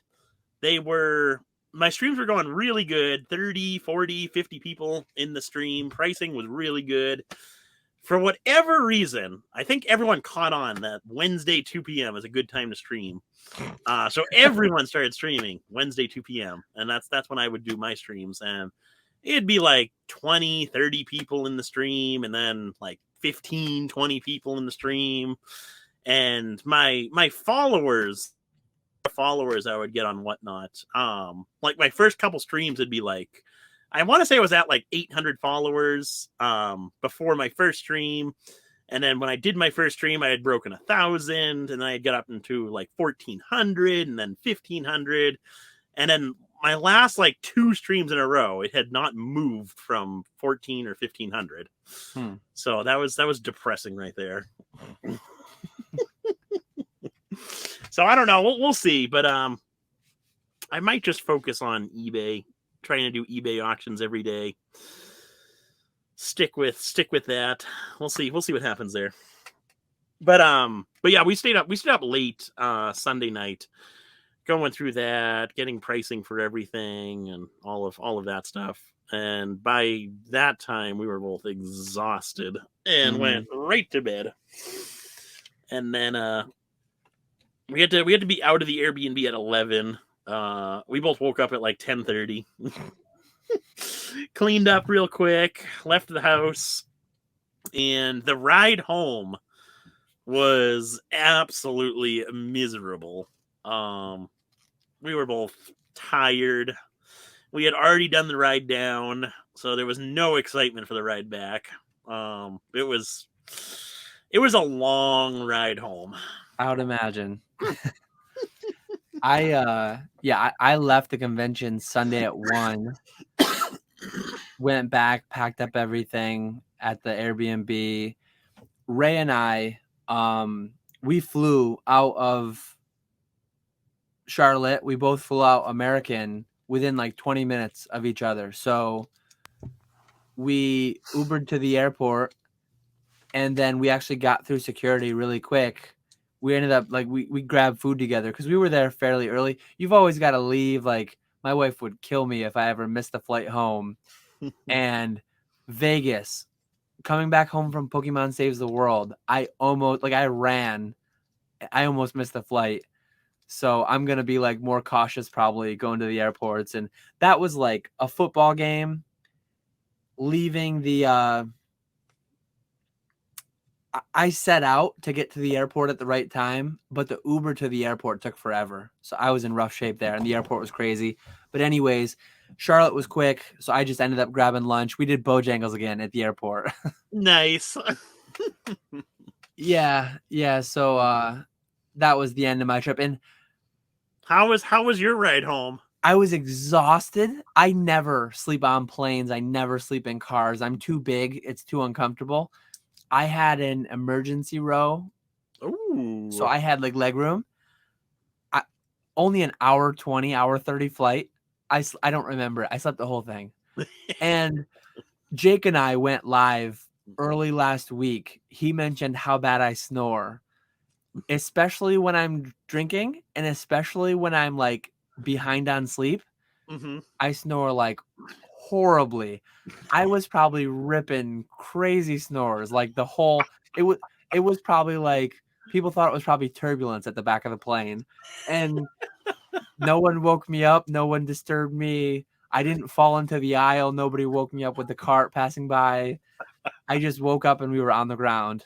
Nice. So I got an extra hour and a half of sleep there. I was worried. I was like actually really stressed because I landed 5:30-ish. I was stressed that the drive home was going to be really bad being on such short sleep. So I bought like a couple Mountain Dews and some food, and I was planning to blast the radio, windows down, whatever. I was like way too fine on the drive home. Man. It went by pretty easy. It was not too bad at all. And I had it timed to like 2 nights away from my kids. I wanted to get home, get them tucked in. So pulling in the driveway, it was like 10 minutes past their bedtime. The wife kept them up. They were out on the front lawn greeting me when I got home. Oh, that's nice. So that was cool. And I'm terrible about buying like souvenirs. So when I went to Charlotte or when I went to Orlando, I didn't even get them anything, which is bad. Yeah, you're basically in Disney World and you don't even get them anything.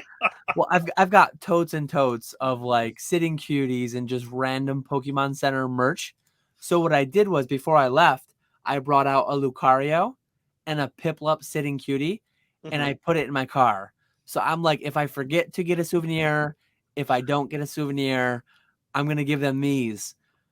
My son has not let that Lucario sitting cutie that's out of his sight. Like Daddy brought it to him. It's his. He calls it Cario. He can say the whole Lucario. He's fine. He's 4 or he's turning 4 soon. He can say it, but he's like, no, this is Lucario, but his name is Cario. So he nicknamed his Lucario Cario, and my daughter, she's only 1.5, little over 1.5, so can't really say Piplup well, but she seems to like him a lot. Yeah, that's a little tough one to say. But yeah, that'll be a tradition moving ahead. Every convention I go to, it would be probably better to buy something there, but he loves that Lucario. Oh yeah. He had to Gotta miss get him out on hooked on Daddy for a Pokemon couple anyway. nights, but now he's got Lucario. Sleeps with him every night since, and Nice. so yeah, that was cool. Hopefully they don't watch this podcast and find out that you already had those and you just. I know. 10 years from now, he's gonna watch this podcast and be like, Cario, you were was born a lie. You were born out of a lie. Yeah. Oh man, that's cool though. Yeah. No one was up when I got home. I got home to a empty house. Yeah. What time did you get back? It was like 2 a.m. Oh, that's miserable. I hate driving. Tired driving at night is not a good combination. That was one nice thing for me. Like it was still, I got home at 8:40, 8:45, so it was still light. Yeah. No, the ride home was long, but it was decent until I dropped Jake off because he had parked in New York, so I dropped him off there. And by then it was getting dark out. So by the time I got gas, went and got a nice coffee, and then drove home, and that was a long drive. Yeah. That last quick 4 or 5 hour stretch. That sounds miserable. I could never. I feel like 5 or 6 hours is the cutoff, and that's bad enough. That is so bad. I would do Charlotte again. Driving down. So Charlotte further, absolutely not. If they do it again next year, you're driving 100%. Oh yeah, definitely. That's crazy. Just with the amount of stuff that you can bring, I think it's worth it. Like Long Beach. So next Collecticon I'm planning on going to is it was originally going to be Denver, but after Charlotte, it was kind of an impulse decision. Now I'm wondering how it's going to go. Well, hopefully it's a good time, but I plan to go. I'm going to Long Beach. I was thinking about vending there or just going out to have fun. Decided to vend there. Actually got the Green Chiz Josh to vend with me, so that'll be cool. But because it was so last minute, we didn't have very many options for tables. So we picked one that was like decent towards the entrance, but I think everyone had that same idea to book their tables the weekend or the after Charlotte for Long Beach because that's going to be the next show. And so by the time they got to our names, the section that we originally requested had been taken, so we got another section which is it's like way in the back this time. So yeah, it'll be interesting to see how it goes. But I'm worried about the stuff that I'm going to be bringing there because I got 2 tables. Josh got 1 table. But I was thinking like I would like to have more tables, but I really can't see having more tables because having to bring all the stuff there would be. Are you shipping stuff like you did for Orlando? Yeah. So I talked with James, and I'm gonna ship some stuff to him, and he's gonna drive it to Long Beach. Because that's the other thing. I worry about shipping stuff, but even more so, I worry about shipping stuff to a hotel. Yeah. I really don't like the idea of doing that. And then plus in Orlando, I didn't realize this, but so I paid to ship the stuff down to Orlando. Stuff got dropped off in Orlando. For me to pick up the stuff that I had shipped down, it cost me $25. It was absurd. I like 1 table for me is my ideal. I don't know how you do so many. Like I sell a lot on eBay. eBay selling is easy and nice. When I go to these, like I mentioned, I did a pre-video, and I said I'm definitely bringing this in my backpack, and I said I might carry this case otherwise. Hindsight, I wish I hadn't. Like 100%. I'm just going to, like, future Dan, do not bring an extra case. Bring whatever fits in your backpack. That's counting my clothes for the weekend. Bring Scream promos and bring a handful of $1,000 stuff and bring heavy packs. That's literally like the recipe for success for me. There we go. There we go. I don't want to check a bag. I don't want to do more than just the carry-on. Carry-on and personal item. I tops. Yeah, definitely. I brought like a bunch of, I sold one $20 slab, and it's a card that sells fairly decently for $25 on eBay.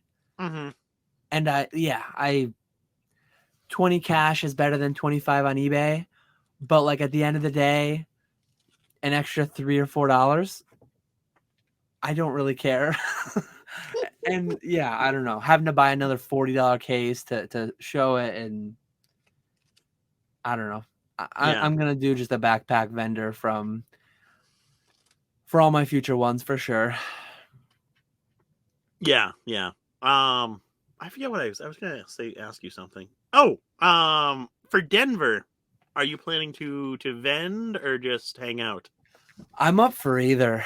I know we mentioned in the last podcast, I said something about how buying and selling is secondary. Somebody commented like, you have prearranged deals, you got tables, you got a banner, and this stuff's secondary. And it's funny to say like how much money I spent on the tables and the banner, and it really, like, I wouldn't.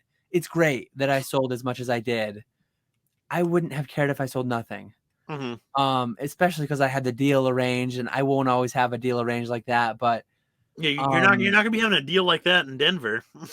Yeah, if I go to Denver, it's gonna be with a backpack, and it's gonna be 20-30 grand worth of stuff maybe. And if zero sells, I'm gonna have a great time. Like, if you tell me you're not vending, I'm not vending. I'm not gonna do it alone. The only way I'm gonna do it is if you're there vending too, because then we can like alternate a little bit. But you just bring you definitely need to have at least someone there with you. You bring so much stuff though. Like I don't want to have to work that hard. I don't want to have to be slinging slabs that much. Hey, you gotta work hard to play hard. Nah, just play hard. It's fine. Because like Orlando, I didn't even formally have a table. I just slipped some stuff. The second day. The second day, the guy next to you didn't even set up, so I used his. I forget what I sold exactly, but I sold thousands of dollars worth of stuff in Orlando. Without even having a table at all. So for Denver, table or not, I'll probably bring the same exact stuff. And I'll probably sell a little bit of stuff out of my backpack, or arrange a trade or a sale or whatever. So yeah, if you vend, I'll get a table. If you don't, I won't, and I won't be sad. It'll be fine. Like, it's gonna be a great time either way. One nice thing about Orlando that I did do, I slept in both days. I did not show up at 8 a.m. and it was beautiful. No, I remember walking past you because we were in the same hotel room, and you were snoring away. I was stumbling around in the dark, and it was glorious. See, that's what I'm thinking for Denver. I'm gonna see how Long Beach goes, or maybe like see how I feel in a couple of weeks at least, because I don't know when they're gonna open up tables for Denver, but we'll see how I feel in a couple of weeks, or whenever they open tables, or at least after Long Beach, and kind of play it by ear there. Yeah, but I can see both sides. I think it's fun to go as a vendor.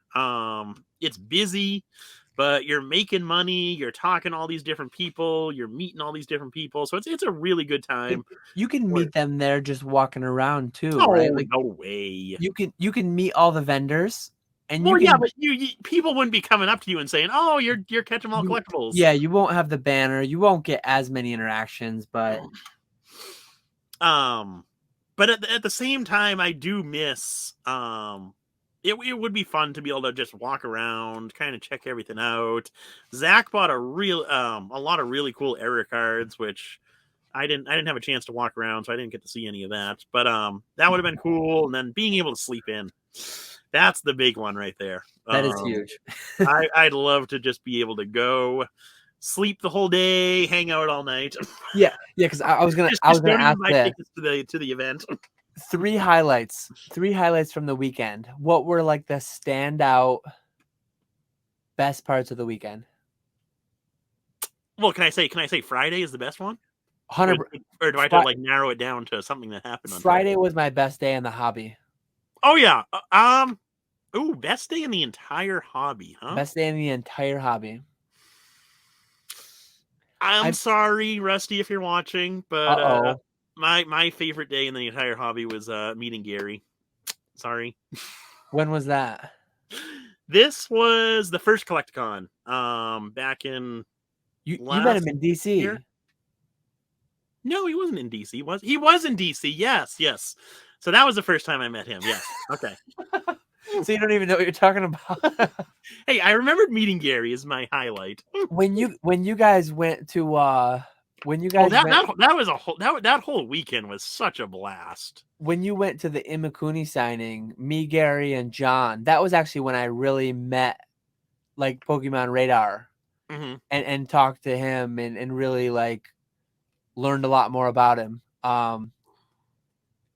Me, him, and Gary just hung out while you guys went to get stuff signed. We just like hung out in open packs.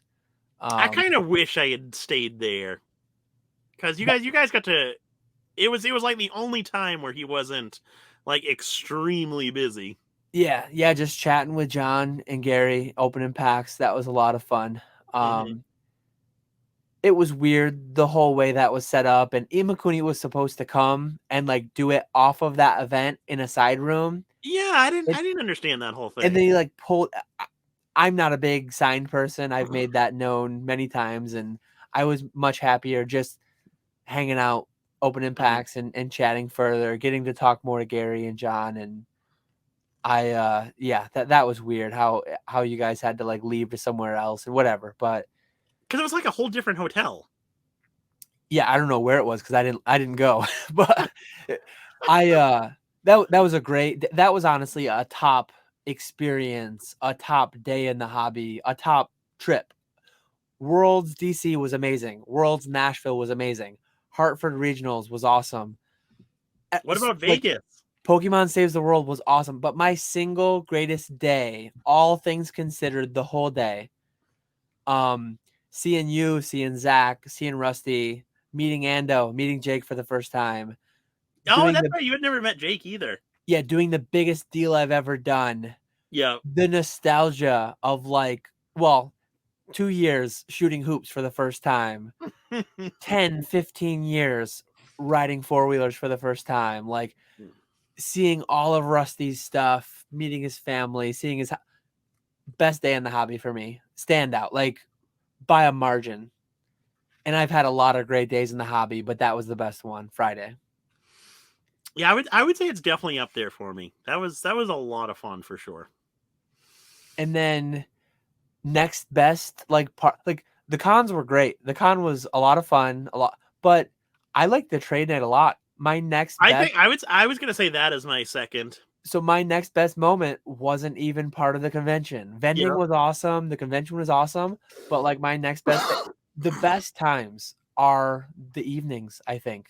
Oh yeah, absolutely. It's the people. It's not the purchases. It's not the sales. It's the people. Yeah, definitely. And that's why, like, I'm cool to vend. I'm cool to not vend. Yeah. Either way, I'm gonna bring some stuff. I'll probably be able to sell stuff either way. I'll be able to meet a bunch of cool people either way. Swami, Retro, a lot of people. I still haven't met Josh. I don't know if the Green Shiz is going to Denver, but I think he was planning on it a while back ago. Hopefully, he's still planning on it.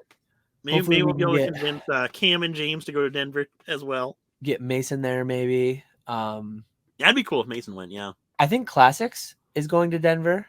I think he talked because in one video, or he was talking a while back about not being able to go to Denver. And then in a recent video he was saying he might go to Denver. So hopefully he does. Yep. Yeah, hopefully. But what would you put as a third moment for the weekend? Yeah.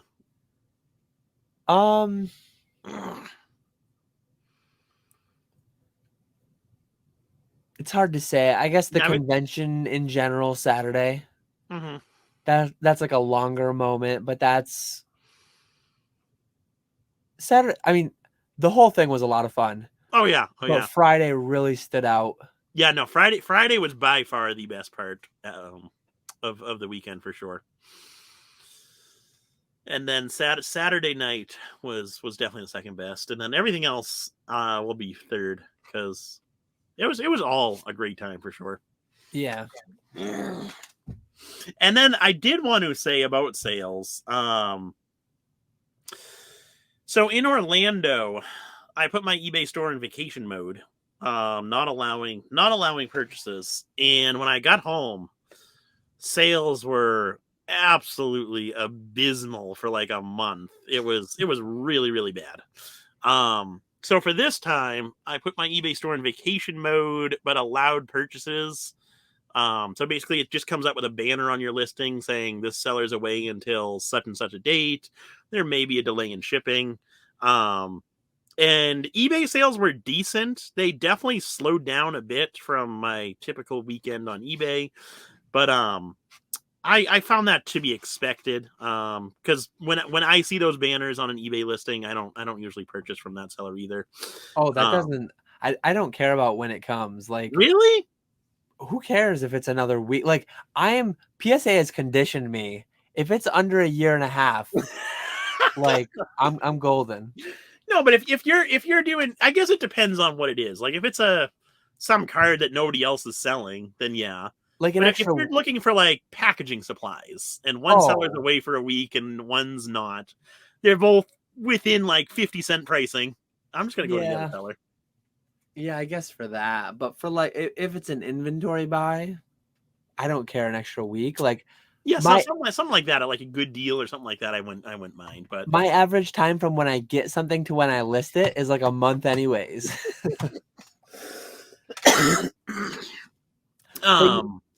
Vacation mode, like I only ship Monday, Wednesday, Friday. Mm-hmm. I did shipments Thursday evening, and then I shipped next like Tuesday. So I still stayed within my 2-day handling time. I didn't even do vacation mode because my shipping time wasn't affected. Yeah. Yeah. I did that because we left Thursday, didn't get back till late Monday. So plus I have 1 day handling time. So that kind of ruins that. But yeah, sales slowed down, but they were decent. And then once I reopened sales, it was like I hadn't left at all. So that is definitely the way to do it if you're planning on being away. Don't block purchases. I learned my mistake and I will never ever do that again. Yeah, because that's costly. Like, I don't know exactly what you do in a week, but if your normal week is 10 to 20K, and it takes you 3 weeks to rebound from a convention, if you only sold 10 or 20K at that convention, you're doing worse than if you had just done eBay the whole time. Like, had you listed that blister for $5,000 on eBay, that probably would have sold pretty quick. Some part of a consideration is, are you selling things for such good deals that they could have sold anyways while at home on eBay? Like the way that I price stuff at conventions, I price it to move. Oh yeah, definitely. That's part of why I say selling is like whatever. slabs that I was selling for like 140, 150, I would just price it at 120, and if someone said 100, take it. Yep. So yeah, like I did 8 grand in sales, but that stuff would have sold on eBay anyways Mm-hmm. for slightly more. Yep. So yeah, I don't know. It's I'll sell if you're selling in Denver, and if you're not, I'll just go along with it and bring my same backpack worth of stuff and try to get somebody full of drinks and then sell them a heavy pack. Don't be looking at me like that. Yeah.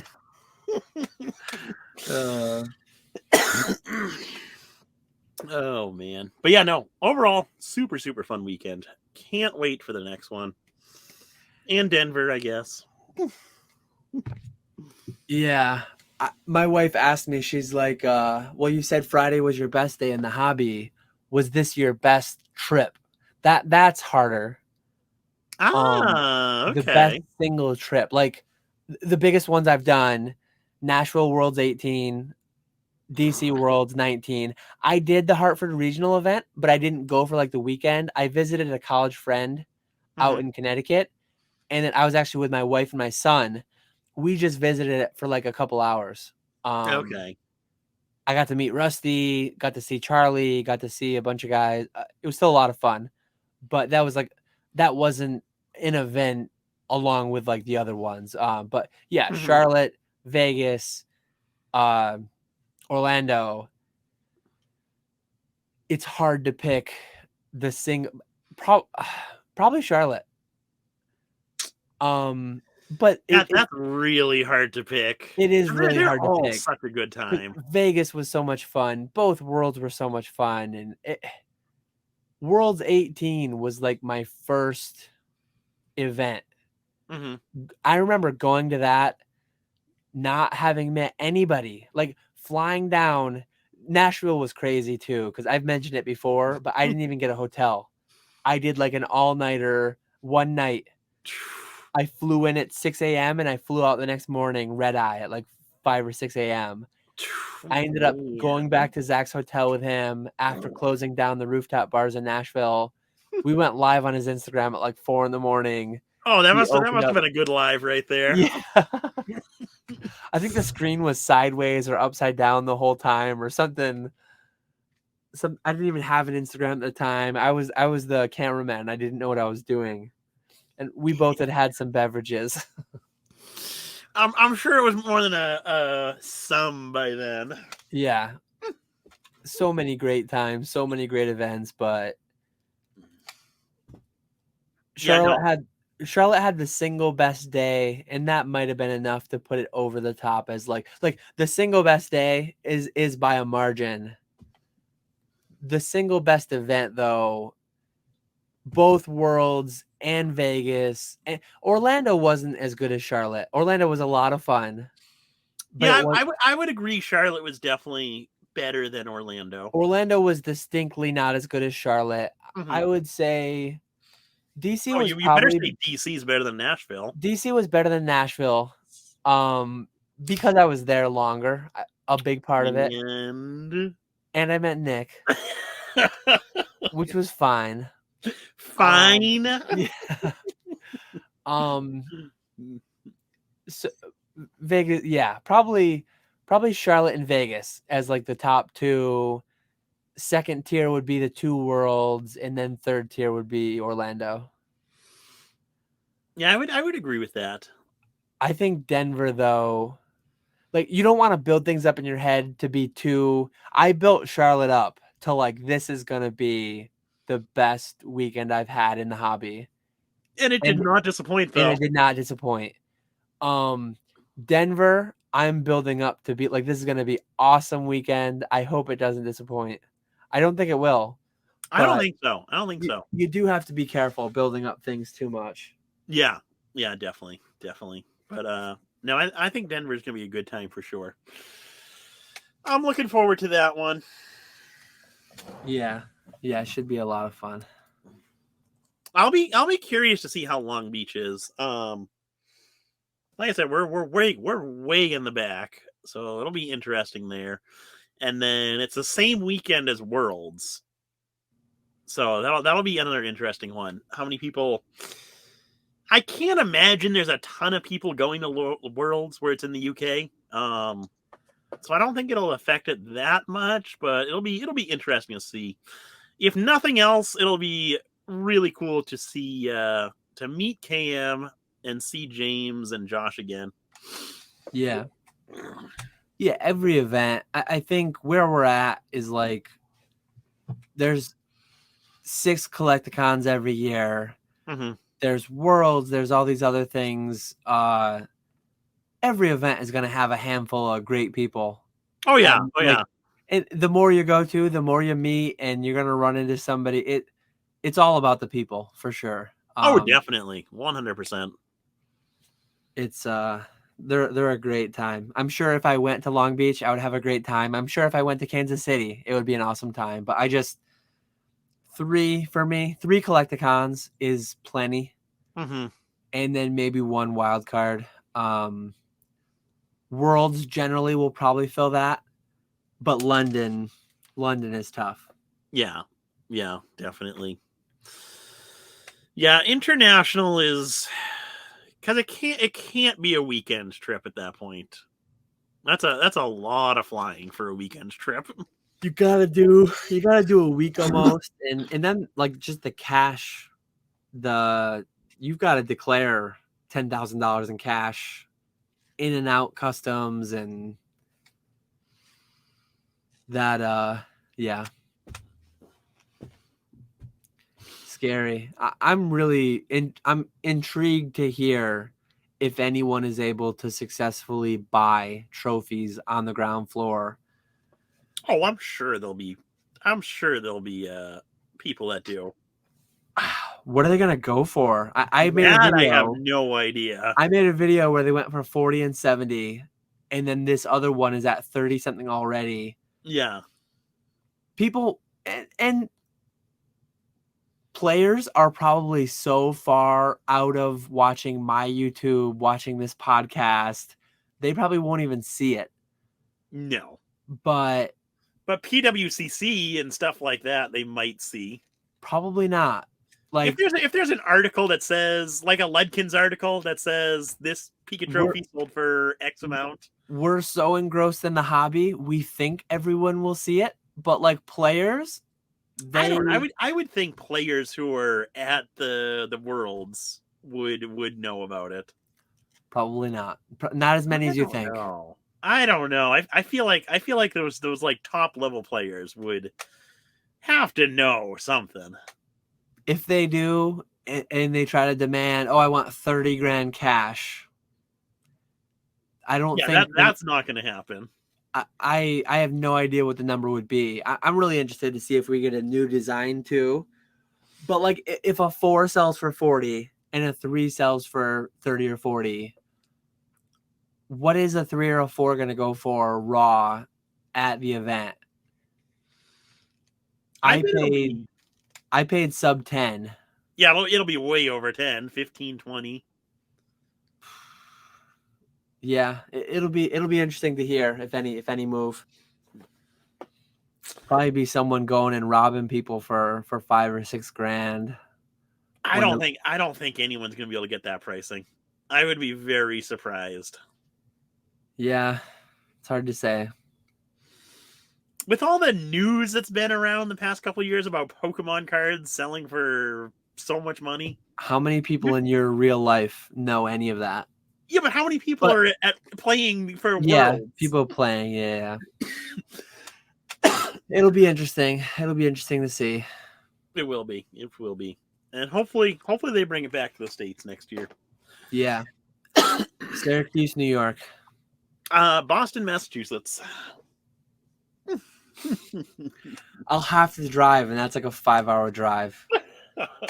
Let me play the world's smallest violin over here. Oh, that's way too far. I couldn't imagine driving longer than 5 hours. Oh God, I can't believe you. Well, I think we covered everything there. I think Yeah. we had a good recap of the weekend.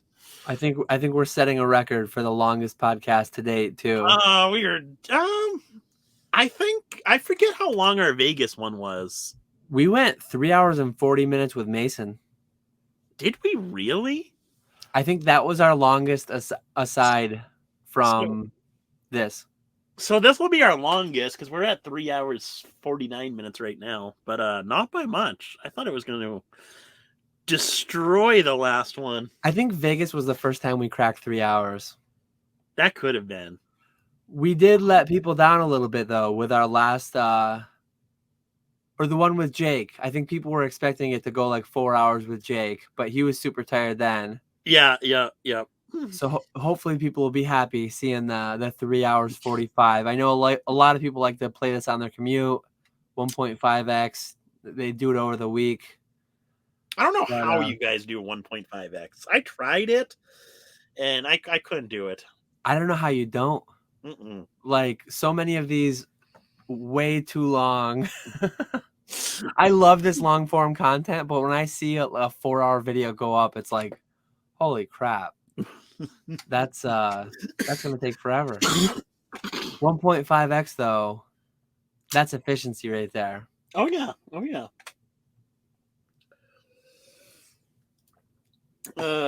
But I don't know if you had anything else you wanted to talk about. I think we went long enough here. Yeah, that covers everything. Affiliate links below, as we mentioned. Summer sale. By the time you finish this podcast, the summer sale is probably over. But those affiliate links are still working, so click those. Like, sub. If you're on Spotify, Apple Podcasts. What do? You click the RSS thing, you add it to the RSS feed. I have no idea what you're talking about right now. I don't fully know, but I know that's like a thing. So do the RSS thing so you get all the notifications when we upload a new one. I think that's it. James and Cam are coming on next one. So don't forget to leave those questions for James and Cam. I think that's it. I think so. It's been another pleasure talking with you. As always, and we appreciate everyone for watching. Yes, thank you guys for watching, and be sure to look forward to those really popular recaps we have coming up next week. Yeah. I know everyone loves watching those. Yeah, I don't know what we'll pull out of this one for a highlight, but I'm sure it'll get a nice 250 views. But yeah, might as well not trail off the 4 hours. We'll save the 4 hour barrier for another day. There we go. So we will catch you all later. Have a good one.